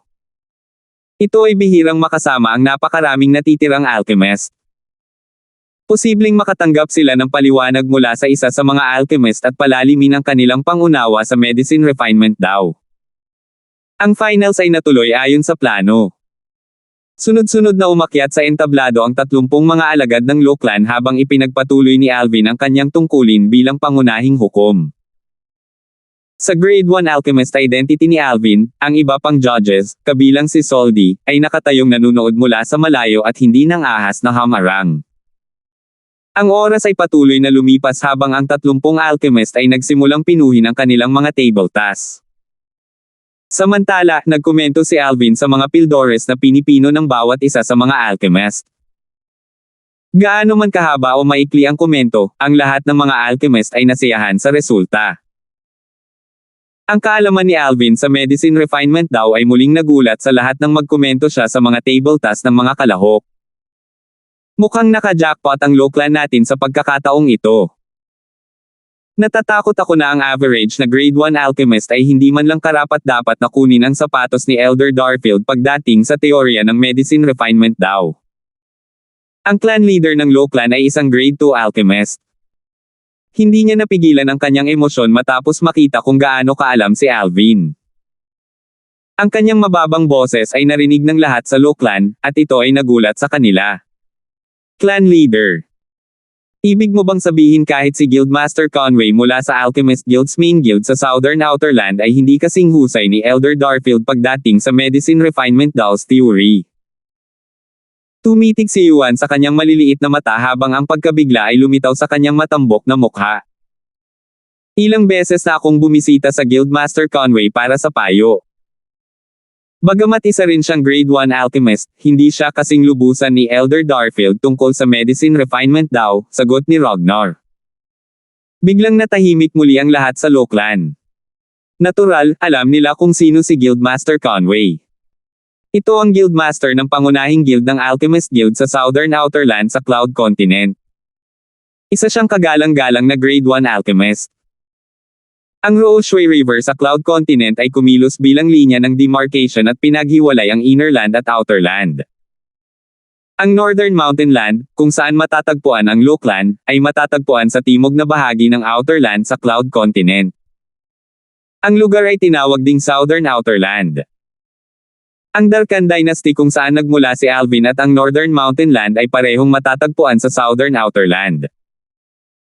Noon, grade 1 alchemist lang ang kilala ko sa Southern Outerland, at iyon ay Guildmaster Conway. Parang hindi na iyon. Oo.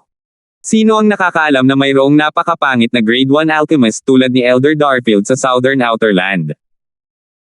I wonder kung gaano kababata si Elder Darfield kumpara kay Guildmaster Conway.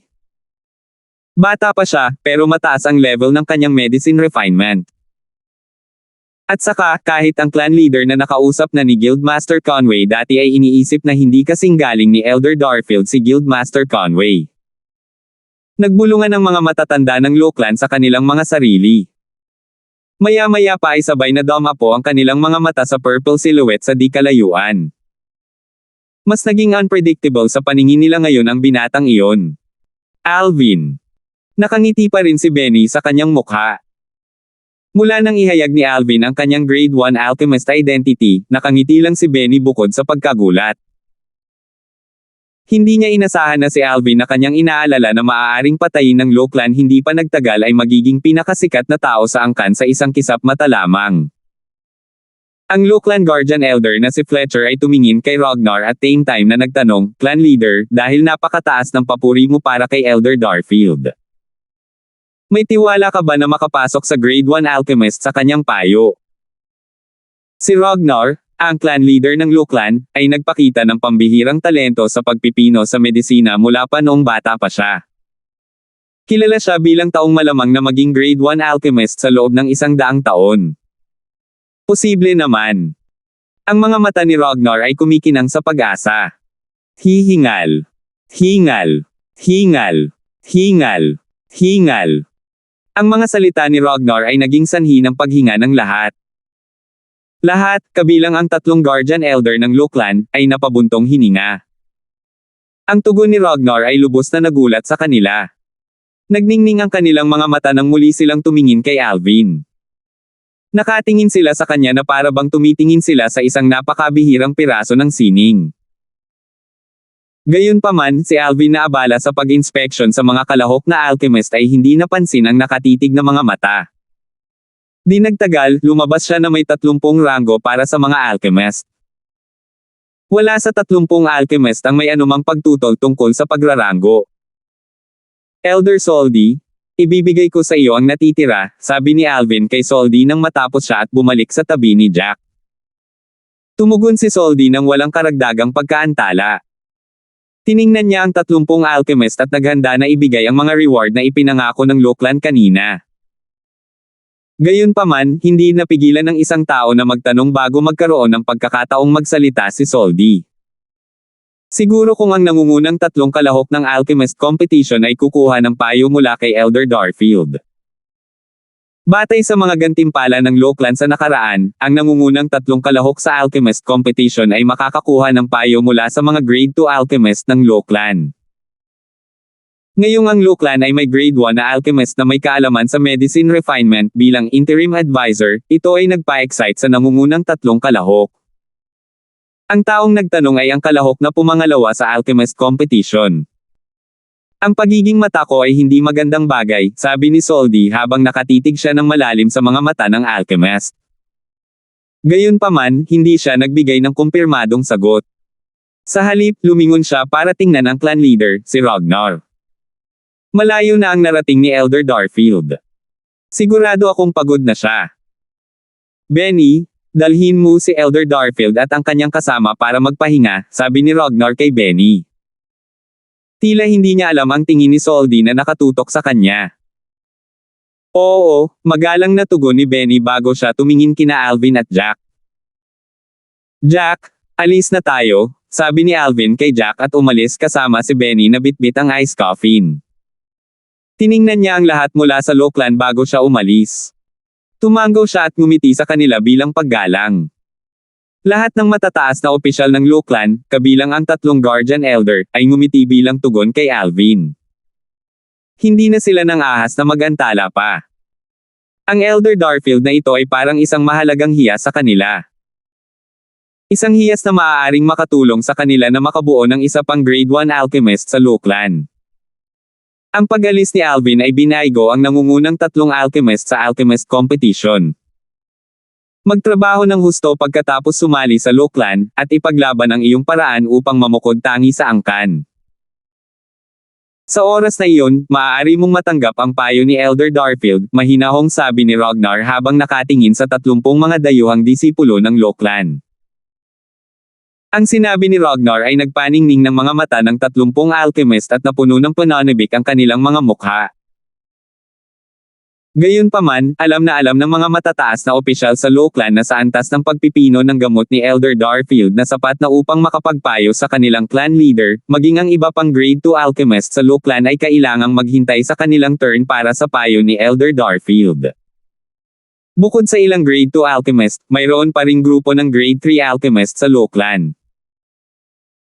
Ito ay mas mahirap kaysa sa paghangad sa langit para sa mga maliliit na kasamahan na iyon nakakasali lang sa Loclan upang makatanggap ng payo mula kay Elder Darfield. 1074. Siya. Nang pumasok sila sa estate ng Loclan, hindi sinasadyang nahulog ang mga mata ni Benny sa ice coffin sa tabi ni Alvin. First time niyang makita ang mukha ng babaeng nakahiga sa ice coffin. May malalim siyang impresyon sa babaeng nakasuot ng pula. Siya ang babaeng kasama ni Alvin at ang kanyang tagapagligtas ng buhay noong muntik na siyang mapatay noon. Nagulat siya sa ganda ng ginang noong mga oras na iyon. Hindi pa siya nakakita ng ganito kagandang babae sa Northern Mountain Land. Siya ang anak ng iyong tagapagligtas. Ang mga mata ni Alvin ay napuno ng pagmamahal nang tumingin siya kay Irish na nakahiga sa kabaong ng yelo. Anak ng aking tagapagligtas. Bahagyang nagbago ang ekspresyon ni Benny. Anong nangyari sa kanya? Sa sandaling ito, sinimulang bantayang mabuti ni Benny si Irish na nakahiga sa kabaong ng yelo. Hindi nagtagal, napagtanto niya na ang katawan ni Irish ay nagtataglay pa rin ng malakas na hininga ng buhay. Nakatulog siya ng mahimbing. Naputol na ang kaluluwa niya kaya nakoma siya. Napabuntong hininga si Alvin. Mataimtim na tumango si Benny. Gayunpaman, hindi sigurado si Alvin kung naiintindihan niya ang sitwasyon. Young Master. Sa sandaling ito, si Jack na sumusunod sa tabi ni Alvin ay may paggalang na nagsabi sa kanya, naaalala ko na sinabi mo na madyay gising si Miss Irish hanggat nakakita ka ng ilang bihira at mahalagang mga materyales. Ang Loclan ay umiral sa loob ng 10,000 taon, marahil mayroon silang mga mahalagang materyales na makakatulong sa paggising kay Miss Irish. Tumingin si Jack kay Benny nang may pag-asa pagkatapos niyang matapos ang kanyang pangungusap. Ang mga salita ni Jack ay nagpasindek kay Alvin. Tama iyan. Bakit hindi ko naisip iyon kanina? Ang Loclan ay isang angka na umiral sa loob ng 10,000 taon. Sa Cloud Continent, bukod sa dalawang ancient clans na nasa itaas sa Cloud Continent, kakaunti lang ang puwersa na umiiral pagkatapos ng 10,000 taon. Natural, alam na alam iyon ni Alvin. Hindi ito sumagi sa isip niya dahil abala ang kanyang ulo sa lahat ng mga imposibilidad. Dahil minana niya ang memorya ng Rebirth Martial Emperor, alam niyang napakabihirang ng mga mahahalagang materyales. Ito ay bihira sa Cloud Continent, at wala sa malaking kayamanan na iniwan ng Rebirth Martial Emperor. Dahil doon, hindi niya naisip na imposibleng mahanap ang mga mahalagang materyales sa Outer Land dahil maaaring wala kahit sa Inner Land. Benny, may koleksyon ba ang Lokla ng Soul Fixing Root at Soul Stabilizing Grass? Agad na tanong ni Alvin habang nakatingin kay Benny. Bagamat hindi siya sigurado kung ang Loklan ay nagtataglay ng dalawang mahalagang materyales na makakatulong sa pag-aayos ng kaluluwa ni Irish, nagpa siya siyang magtanong pa rin. Hindi niya mapalampas ang anumang pagkakataon. Ano man ang mangyari, umiral ang Loklan sa loob ng 10,000 taon. Maaaring mayroon silang koleksyon ng dalawang mahalagang materyales. Soul Fixing Root, Soul Stabilizing Grass. Umiling si Benny nang marinig niya ang tanong ni Alvin. First time kong marinig ang tungkol sa dalawang bagay na ito. Bakit hindi mo nakita tulungang tumira sa iyong tinutuluyan? Pagkatapos ng iyong pahinga, dadalhin kita sa clan leader. Baka may alam ang clan leader tungkol dito, mungkahi ni Benny. Tumango si Alvin. May bakas ng pag-asa sa kanyang mga mata. Kung talagang taglay ni Loklan ang Soul Fixing Root at Soul Stabilizing Grass, makakagawa siya ng potion para ayusin ang naputol na kaluluwa ni Irish at magising siya. Sana swertehin ako, naisip ni Alvin sa sarili. Hindi mahalaga kung ito ay ang Soul Fixing Root o ang Soul Stabilizing Grass, pareho ang mga ito ay bihira at mahalagang mga materyales sa Cloud Continent. Maging ang Rebirth Martial Emperor ay nakita lang ito ng ilang beses. Hindi nagtagal, dumating sina Alvin at Jack sa mga gusali sa silangang bahagi ng ari-arian ng Loklan sa ilalim ng pamumuno ni Benny. Nakarating sila sa labas ng isang liblib na mansyon na napapaligiran ng iba pang mansyon. Ikalawang Young Master.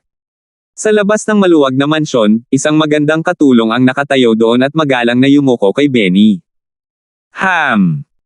Tumango si Benny sa katulong at same time na sinabi, mula ngayon, mananatili si Elder Darfield dito. Magpapadala ako ng ilang tao dito mamaya, pakitunguhan ng mabuti si Elder Darfield. Kung hindi kontento si Elder Darfield sa performance mo, hindi ko kayang sisihin ang clan leader. Naiintindihan mo ba? Ang mga salita ni Benny ay matagumpay na natakot sa katulong na nakatayo sa pasukan ng mansyon. Kuya Darfield. Ang mga mata ng alipin ay dumungaw kay Alvin bago ito tuluyang tumahimik kay Jack. Sa kanyang opinyon, mas mukhang elder ang matandang lalaki na ito. Kung ganoon ay hindi ko naiistorbohin ang inyong dalawa. Ngumiti si Benny at tumango kina Alvin at Seong bago niya sinabi, kapag nakapagpahinga na kayong dalawa, ihatid na lang niya kayong dalawa sa mansyon na tinitirhan ko. Oo naman. Parehong tumango sina Alvin at Jack. Pagkaalis ni Benny, nakahinga ng maluwag ang katulong na parabang naalis ang kanyang pasanin. Saka siyang ngumiti habang nakatingin kay Jack. Nice meeting you, Elder Darfield. My name's Algen. Ako na ang bahala sa mga pang-araw-araw mong pangangailangan simula ngayon. Nakaramdam ng awkward si Jack. Girl, nagkakamali ka. Ang Elder Darfield ng may young master, nahihiyang sabi ni Jack at tumingin kay Alvin. Nagulat ang lingkod na si Algen. Pagkatapos ay sinimulan niyang pagmasdan si Alvin habang ipinakita niya ang isang ekspresyon ng hindi paniniwala sa kanyang magandang mukha. She mumbled, Are you really Elder Darfield? Natuwa si Alvin ng katulong na si Algen at pabirong nagtanong, ano?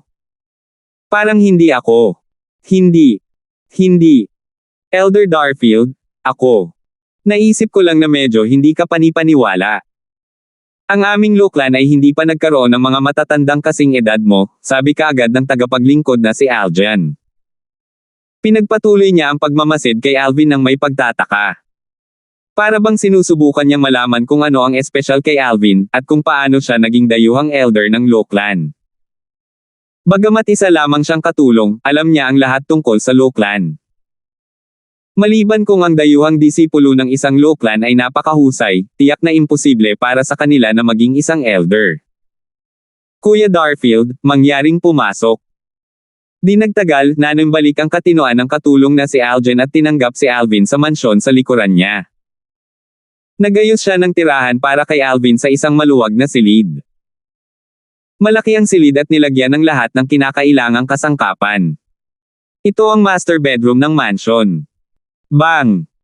Nang iyangat ni Alvin ang kanyang braso, sinundan siya ng ice coffin sa silid at matibay na lumapag sa isang mesa sa silid. Napakaganda! Napansin ng lingkod na si Algen ang ice coffin na sumusunod kay Alvin mula pa noong una. Ngayon lang siya nagkaroon ng pagkakataon na tingnan ito ng maayos. Maya-maya pa, napansin niya ang babaeng nakapula ang damit na nakahiga sa kabaong ng yelo. Hindi niya maiwasang makaramdam ng kaunting hiya nang makita ang magandang mukha ng pulang-pulang ginang. Kung wala nang iba, lahat kayo ay maaaring mag-alis ng inyong sarili. Gusto kong magpahinga, sabi ni Alvin. Oo, young master, magalang na sabi ni Jack at tumingin sa katulong na si Algen. Girl, umalis na tayo. Nabawi ng lingkod na si Algen ang kanyang katinoan at umiwas ng tingin mula sa babaeng nakasuot ng pula na nakahiga sa kabaong ng yelo na ayaw niya. Pagkatapos ay sinundan niya si Jack palabas ng silid. Isinara ni Jack ang pinto para kay Alvin. Tito, paano ko kayo haharapin? Tumingin ang lingkod na si Algen kay Jack.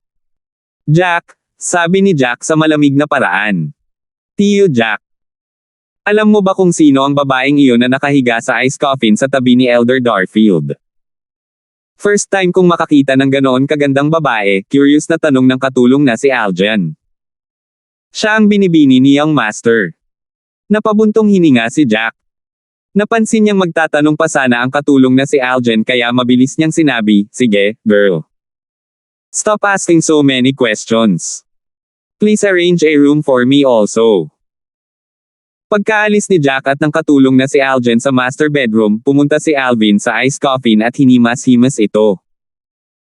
Tumingin siya sa ice coffin at marahan na tinitigan si Irish na nakahiga doon. Irish, magpahinga ka na. Gigisingan ka ni Kuya Darfield sa lalong madaling panahon, hindi kita hahayaang maghintay ng matagal, mahinang sabi ni Alvin, ang kanyang boses ay sobrang malumanay. Ilang sandali pa, nagpalit ng damit si Alvin at nagpahinga sa kama. Mabilis siyang nakatulog. Matagal-tagal na rin nang hindi siya nakapagpahinga ng ganito. Sa kabilang panig, umupo si Jack sa kanyang silid kasunod ng ayos ng katulong na si Algen. Matapos mapaayos si Jack, puno ng pagdududa ang mukha ng tagapaglingkod na si Algen. Saan nanggaling si Elder Darfield? Kung tutuusin sa edad niya, hindi siya dapat mas matanda sa akin. Hindi tama yan. Maya-maya, tila may naalala ang katulong na si Algen habang bahagyang nagbago ang kanyang magandang mukha. Sa Lo Clan, ang mga may kakayahang maging dayuhang matatanda ay maaaring isang taong may makapangyarihang kakayahan o ilang natatanging alchemist. Kung tao si Elder Darfield, ayon sa kanyang edad, imposibleng mayroon siyang makapangyarihang kakayahan. Mas imposibleng maging alchemist siya at ang dayuhang elder ng ating Lo Clan. Ibig sabihin, demonyo siya. Makapangyarihang demonyo. Tumutulo ang pawi sa kanyang noo habang iniisip ito. Ni minsan sa buhay niya ay hindi siya nakatagpo o nakipag-interact sa isang demonyo. Narinig ko na ang mga demonyo ay may kakaibang ugali. Ang ilan sa kanila ay magbabago pa sa kanilang orihinal na anyo upang kainin ang isang tao ng buhay. Ang lingkod na si Algen ay nagsimulang manginig habang iniisip niya ito. Ate Algen. Biglang-bigla, isang parang Oriole na boses na nagmula sa labas ng mansyon ang nagpatigil sa pag-iisip ng katulong na si Algen. Lumabas siya ng mansyon matapos panasan ng malamig na pawis sa kanyang mukha. Nakita niya ang 6 na katulong na naglalakad palapit sa kanya pagkalabas niya ng pasukan ng mansyon. Hiniling ba kayong lahat ng second young master na pumunta? Bilang mga lingkod ng Lo Clan, kilala nila ang isa't isa. Nanlaki ang mga mata ni Algen dahil sa gulat nang makita niya ang 6 na katulong. Sa pagkakaalam niya, 2 hanggang 3 katulong ang pinakamarami ang ipapatira sa mga mansyon na tinutuluyan ng mga matatanda. Maging ang mansyon na tinitirhan ng clan leader ay mayroon lamang 5 katulong. Gayunman, may kabuoang 7 lingkod, kasama na siya, para lamang maglingkod sa dayuhang elder. Sino? Sino ang Elder Darfield na iyon? Sa sandaling ito, mahinang naramdaman ng tagapaglingkod na si Algen na may hindi tama. Kahit na ang Elder Darfield na iyon ay isang Demon Monarch powerhouse, karapat-dapat ba siya sa ganoong over-the-top na pagtrato? Sister Algen, ikaw na ang magiging big boss namin simula ngayon. Napakaswerte mo talaga na nabigyan ka ng napakagandang trabaho. Ang 6 na katulong na kara-rating lang ay tumingin sa katulong na si Algen na naiinggit. Nagdulot ito ng higit na pagkalito sa katulong na si Algen. 1075. Magandang trabaho. Nakakunot ang noo ng lingkod na si Algen habang nagtanong, may alam ba kayong lahat? O, marahil, narinig mo na ang batang Elder Darfield na iyon. Seryoso, Sister Algen, hindi mo ba narinig ang tungkol kay Elder Darfield? Tinitigan ng 6 na katulong si Algen na para bang kakaiba ang ugali nito. Kay kakaiba ba? Nang makita ang tugon ng 6 na taong ito, hindi maiwasan ni Algen na mabigla. Sister Algen, sa tingin ko ang balita tungkol kay Elder Darfield ay kumalat na sa buong Lo Clan. Ikaw ay naglilingkod kay Elder Darfield, at ikaw ang pinakamalapit sa buwan. Ngunit wala ka talagang alam tungkol dito. Umiling-iling ang 6 na katulong habang nagbubuntong hininga. Naramdaman nila na kulang si Algen tungkol sa pagsubaybay sa kasalukuyang balita. Stop with the suspense, the 6 of you. Ngumiti ng pilit si Algen. Hindi na nagpatuloy ang 6 na katulong sa kanilang kalokohan. Masigla silang nag-uusap habang ikinwento sa kanya ang tungkol sa kung paano naging elder ng Lo Clan si Elder Darfield sa sandaling dumating siya sa Lo Clan. Nang unang dumating si Elder Darfield sa Lo Clan, pinatay niya si Elder Zuriel. At pinatay din niya ang 3rd Young Master. Nang marinig niya ang tungkol sa aksyon ng batang Elder Darfield, kung paano lumitaw ang 2 elder ng tagapangalaga ng Lo Clan, at gustong patayin siya, si Algen ay nagpawis ng malamig para sa kanya. Gayunpaman, alam niyang nagtapos ito para kay Elder Darfield. Kung hindi, hindi siya magkakaroon ng pagkakataong maglingkod kay Elder Darfield. Isang grade 1 alchemist. Agad na pinaikit ni Algen ang kanyang mga mata nang marinig niya ang tungkol sa batang Elder Darfield na nagpapakita ng grade 1 Pilfire at inihayag ang kanyang pagkakakilanlan bilang grade 1 alchemist. Isang alchemist. Grade 1 alchemist on top of that. Kung gayon, ibig sabihin ba nito ay hindi demonyo si Elder Darfield? Pero? Paano siya? Isang tao lang, ay isang marangal na grade 1 alchemist at nagtataglay din ng sapat na lakas para patayin si Elder Zuriel na nasa 8th level void transformation stage. Bulong ni Algen sa sarili. Bagamat hindi malakas ang boses niya, malinaw pa rin itong narinig ng 6 pang katulong. Sister Algen, hindi kami maniniwala na may ganoong tao kung dati pa. Gayunpaman, ang mga katotohanan ay nasa harap ng aming mga mukha na pinipilit kaming paniwalaan ito. Tama. Sister Algen. Sa ngayon, ang buong Lo Clan ay abala sa pagtalakay kay Elder Darfield. Lahat sila ay nagsasabi na siya ay isang bihirang halimaw sa Cloud Continent. Bukod dyan, may mga nagsabi pa na si Elder Darfield ay regalo mula sa Diyos sa Lo Clan. Pagkatapos ng halos 1,000 taon, sa wakas ay may grade 1 na alchemist sa ating Lo Clan. Kapag kumalat na ang balitang ito, aabutin ang buong Northern Mountain Land, marahil kahit kalahati ng Southern Outer Land, sa sorpresa. Masiglang nag-uusap ang 6 na katulong, maririnig ang pananibik sa kanilang mga boses. Bagamat sila ay mga lingkod lamang, maaari din silang ituring na kalahating miyembro ng Lo Clan at may kaparehong pride gaya ng Lo Clan. Hindi ako makapaniwala na si Elder Darfield ay talagang ito. Ito. Sa sandaling naalala niya ang binata na nakasuot ng lila na walang kahit kaunting mapagmataas na hangin sa paligid, at kung paano siya kumilos ng casual sa harap niya, ang katulong na si Algen ay nakaramdam ng panginginig sa kanyang gulugod. Ang binata na nakasuot ng purple ay talagang napakagandang tao. Hindi lang nakakatakot ang kanyang martial strength, kundi isa rin siyang grade 1 alchemist. Hindi nagtagal, naiinip na tinanong ng 6 na bagong katulong si Aljen, Sister Aljen, kumusta na si Elder Darfield? Madali lang ba siya? Napakagaling ni Elder Darfield, napakadali, sagot ni Aljen. Hindi alam ni Alvin kung gaano siya katagal nakatulog at unti-unting nagising. Sinulyapan niya ang ice coffin sa malapit na mesa bago siya bumangon sa kama. Pagkatapos maglinis, nagpalit siya ng bagong set ng damit at lumabas ng kwarto. Kuya Darfield. Kuya Darfield. Sa sandaling binuksan ni Alvin ang pinto ng silid at lumabas, 2 malambing na boses ang umalingaw-ngaw sa kanyang mga tainga. Noon lang niya namalaya na may mga katulong na nakatayo sa magkabilang gilid ng pintuan ng kanyang silid. Magandang umaga.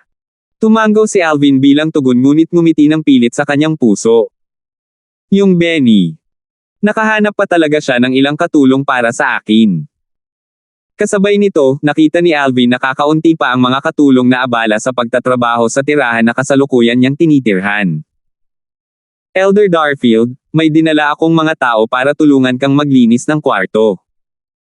Maya-maya, nakita ni Alvin ang katulong na si Aljen na naglalakad papunta sa kanya. Matapos siyang batiin, pumasok sa kanyang silid ang 2 katulong na dinala rito at nagsimulang maglinis. Naturally, ito ay higit sa lahat upang walisin at linisin ang alikabok. Nang tuluyang lumabas ang 3 katulong, walang betik ang buong silid. Elder Darfield, may gusto ka pa bang gawin namin?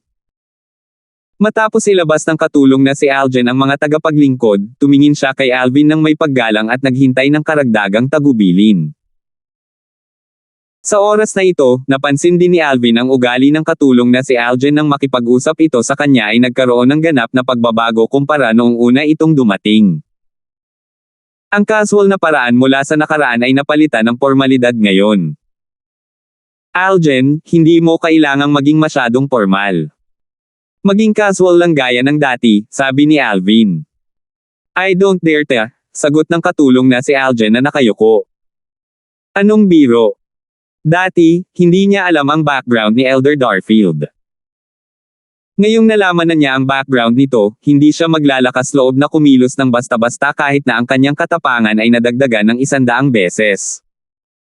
Nang makita ito ni Alvin, nakaramdam siya ng kaunting kawalan ng kakayahan kahit na hindi na niya itinuloy ang bagay na iyon. Sinabi niya ng walang pag-aalinlangan, pumunta ka at anyayahan ang pangalawang young master dito. Oo, sagot ng katulong na si Aljen bago siya umalis. Para naman sa 2 pang katulong, bumalik sila para tumayong parang estatwa sa gilid ng pinto ng kwarto ni Alvin. Umiling si Alvin at lumabas upang hanapin si Jack. Iniwan niya ang ice coffin sa loob ng kwarto. Ito ang lukla ng Northern Mountain, isa sa 2 pinakamalakas na puwersa sa Northern Mountain Land. Sa kanyang opinyon, walang maglalakas loob na maghanap ng gulo dito. Dahil dito, itinuring niyang ligtas na iwanan ang ice coffin sa silid. Bukod dito, mananatili siya sa Lockland sa maikling panahon. Sa pangunguna ng katulong, sa wakas ay natagpuan ni Alvin si Jack sa likod bahay ng tirahan ng wala sa oras. Nakita niya si Jack na nagsasanay sa kanyang sword skill, tumutulo ang mga butil ng pawis mula sa kanyang noo. Jack! Napabuntong hininga si Alvin nang makita niya si Jack na nagtatrabaho ng husto. Natural, alam niya ang dahilan kung bakit si Jack ay nagtatrabaho ng husto. Ito ay upang lumakas upang siya ay makapaglingkod at matulungan siya. Dahil din sa ayaw niyang maging pabigat kay Alvin. Young Master. Napahinto si Jack sa kanyang paggalaw nang makita niya si Alvin. Jack, gaano mo naintindihan ang mensaheng nakapaloob sa salitang sword? Ngumiti si Alvin. Ang salitang sword na binanggit ni Alvin ay walang iba kundi ang inscription na iniwan ng isang tao na tinawag ang kanyang sarili na Sword Saint sa malalim na kanya ng mga bundok na matatagpuan malapit sa nayon ni Jack sa Azure Forest Imperial Kingdom. Ang salitang sword ay naglalaman ng nakakatakot na dami ng kaalaman sa sword art. Ayon sa espekulasyon ni Alvin, kahit na 1% lang ng sword art na kaalaman ang naiintindihan niya sa salitang sword, malaya siyang gawin ang anumang gusto niya sa Cloud Continent. Ito ay isang bagay na natuklasan niya hindi pa katagal. Kamakailan ay nagkaroon siya ng karagdagang pangunawa sa salitang sword na kanyang kabisado. Dahil sa kadahilanang iyon, nagawa niyang itaas ang kanyang sword concept sa 8th level advanced sword concept sa isang iglap. Bagamat sa kasalukuyan ay wala siyang anumang elevation sa ibang mga lugar, mayroon siyang karagdagang lakas ng 300 sinaunang may sungay na dragon dahil sa elevation ng kanyang sword concept. Gamit lamang ang kanyang quasi-royal grade spirit sword, maaari niyang gamitin ang lakas ng 3,800 sinaunang may sungay na dragon kung ilalabas niya ang kanyang buong lakas. Hindi nito binibilang ang earth energy na maaari niyang hiramin gamit ang kanyang earth concept.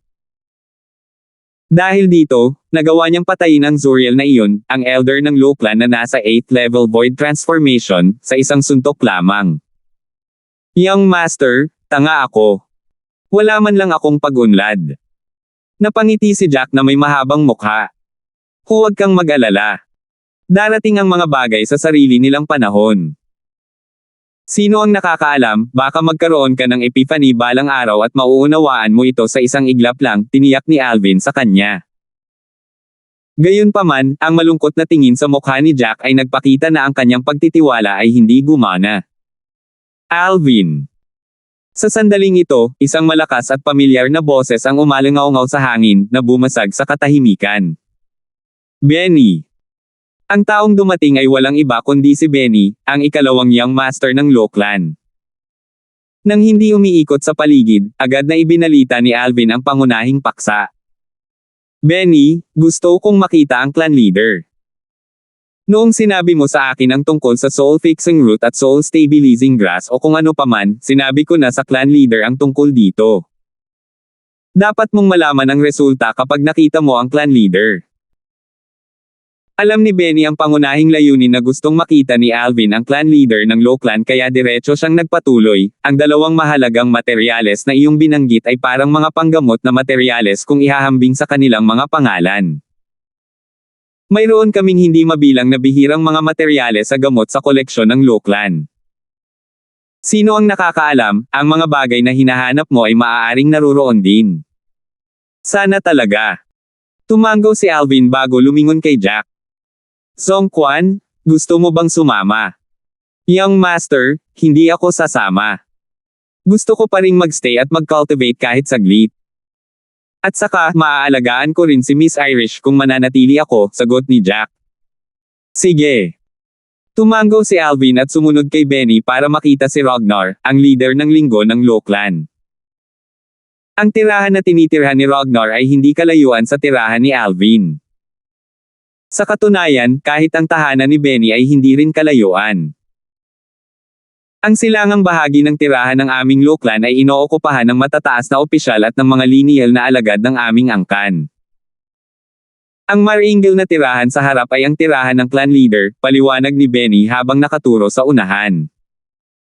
Sa sandaling marinig ni Alvin ang kanyang mga salita, sinulyapan niya ito. Isang kahanga-hanga at marilag na tirahan ang nakatayo sa di kalayuan. Namumukod tangi ito sa lahat ng nakapalibot na tirahan at napakakapansin-pansin. Ha! Nagsimulang sumimangot si Alvin habang patuloy silang naglalakad pasulong. Kitang-kita niyang may nakatitig sa kanya mula sa malayo.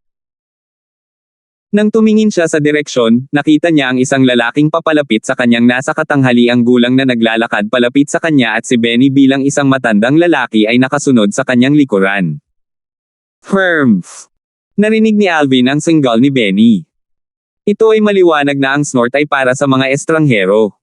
Benny, bakit hindi mo binati ang kuya mo nang makita mo siya? Sa sandaling ito, dumating sa harap ni na Alvin at Benny ang binata, TL Note, tila ang kahulugan ng may akda ng isang binata ay isang taong wala pang 50 taong gulang. Na nakasuot ng kulay abo. Lumipat ang kanyang tingin mula kay Alvin patungo kay Benny. Ganun na ba tayo kay close?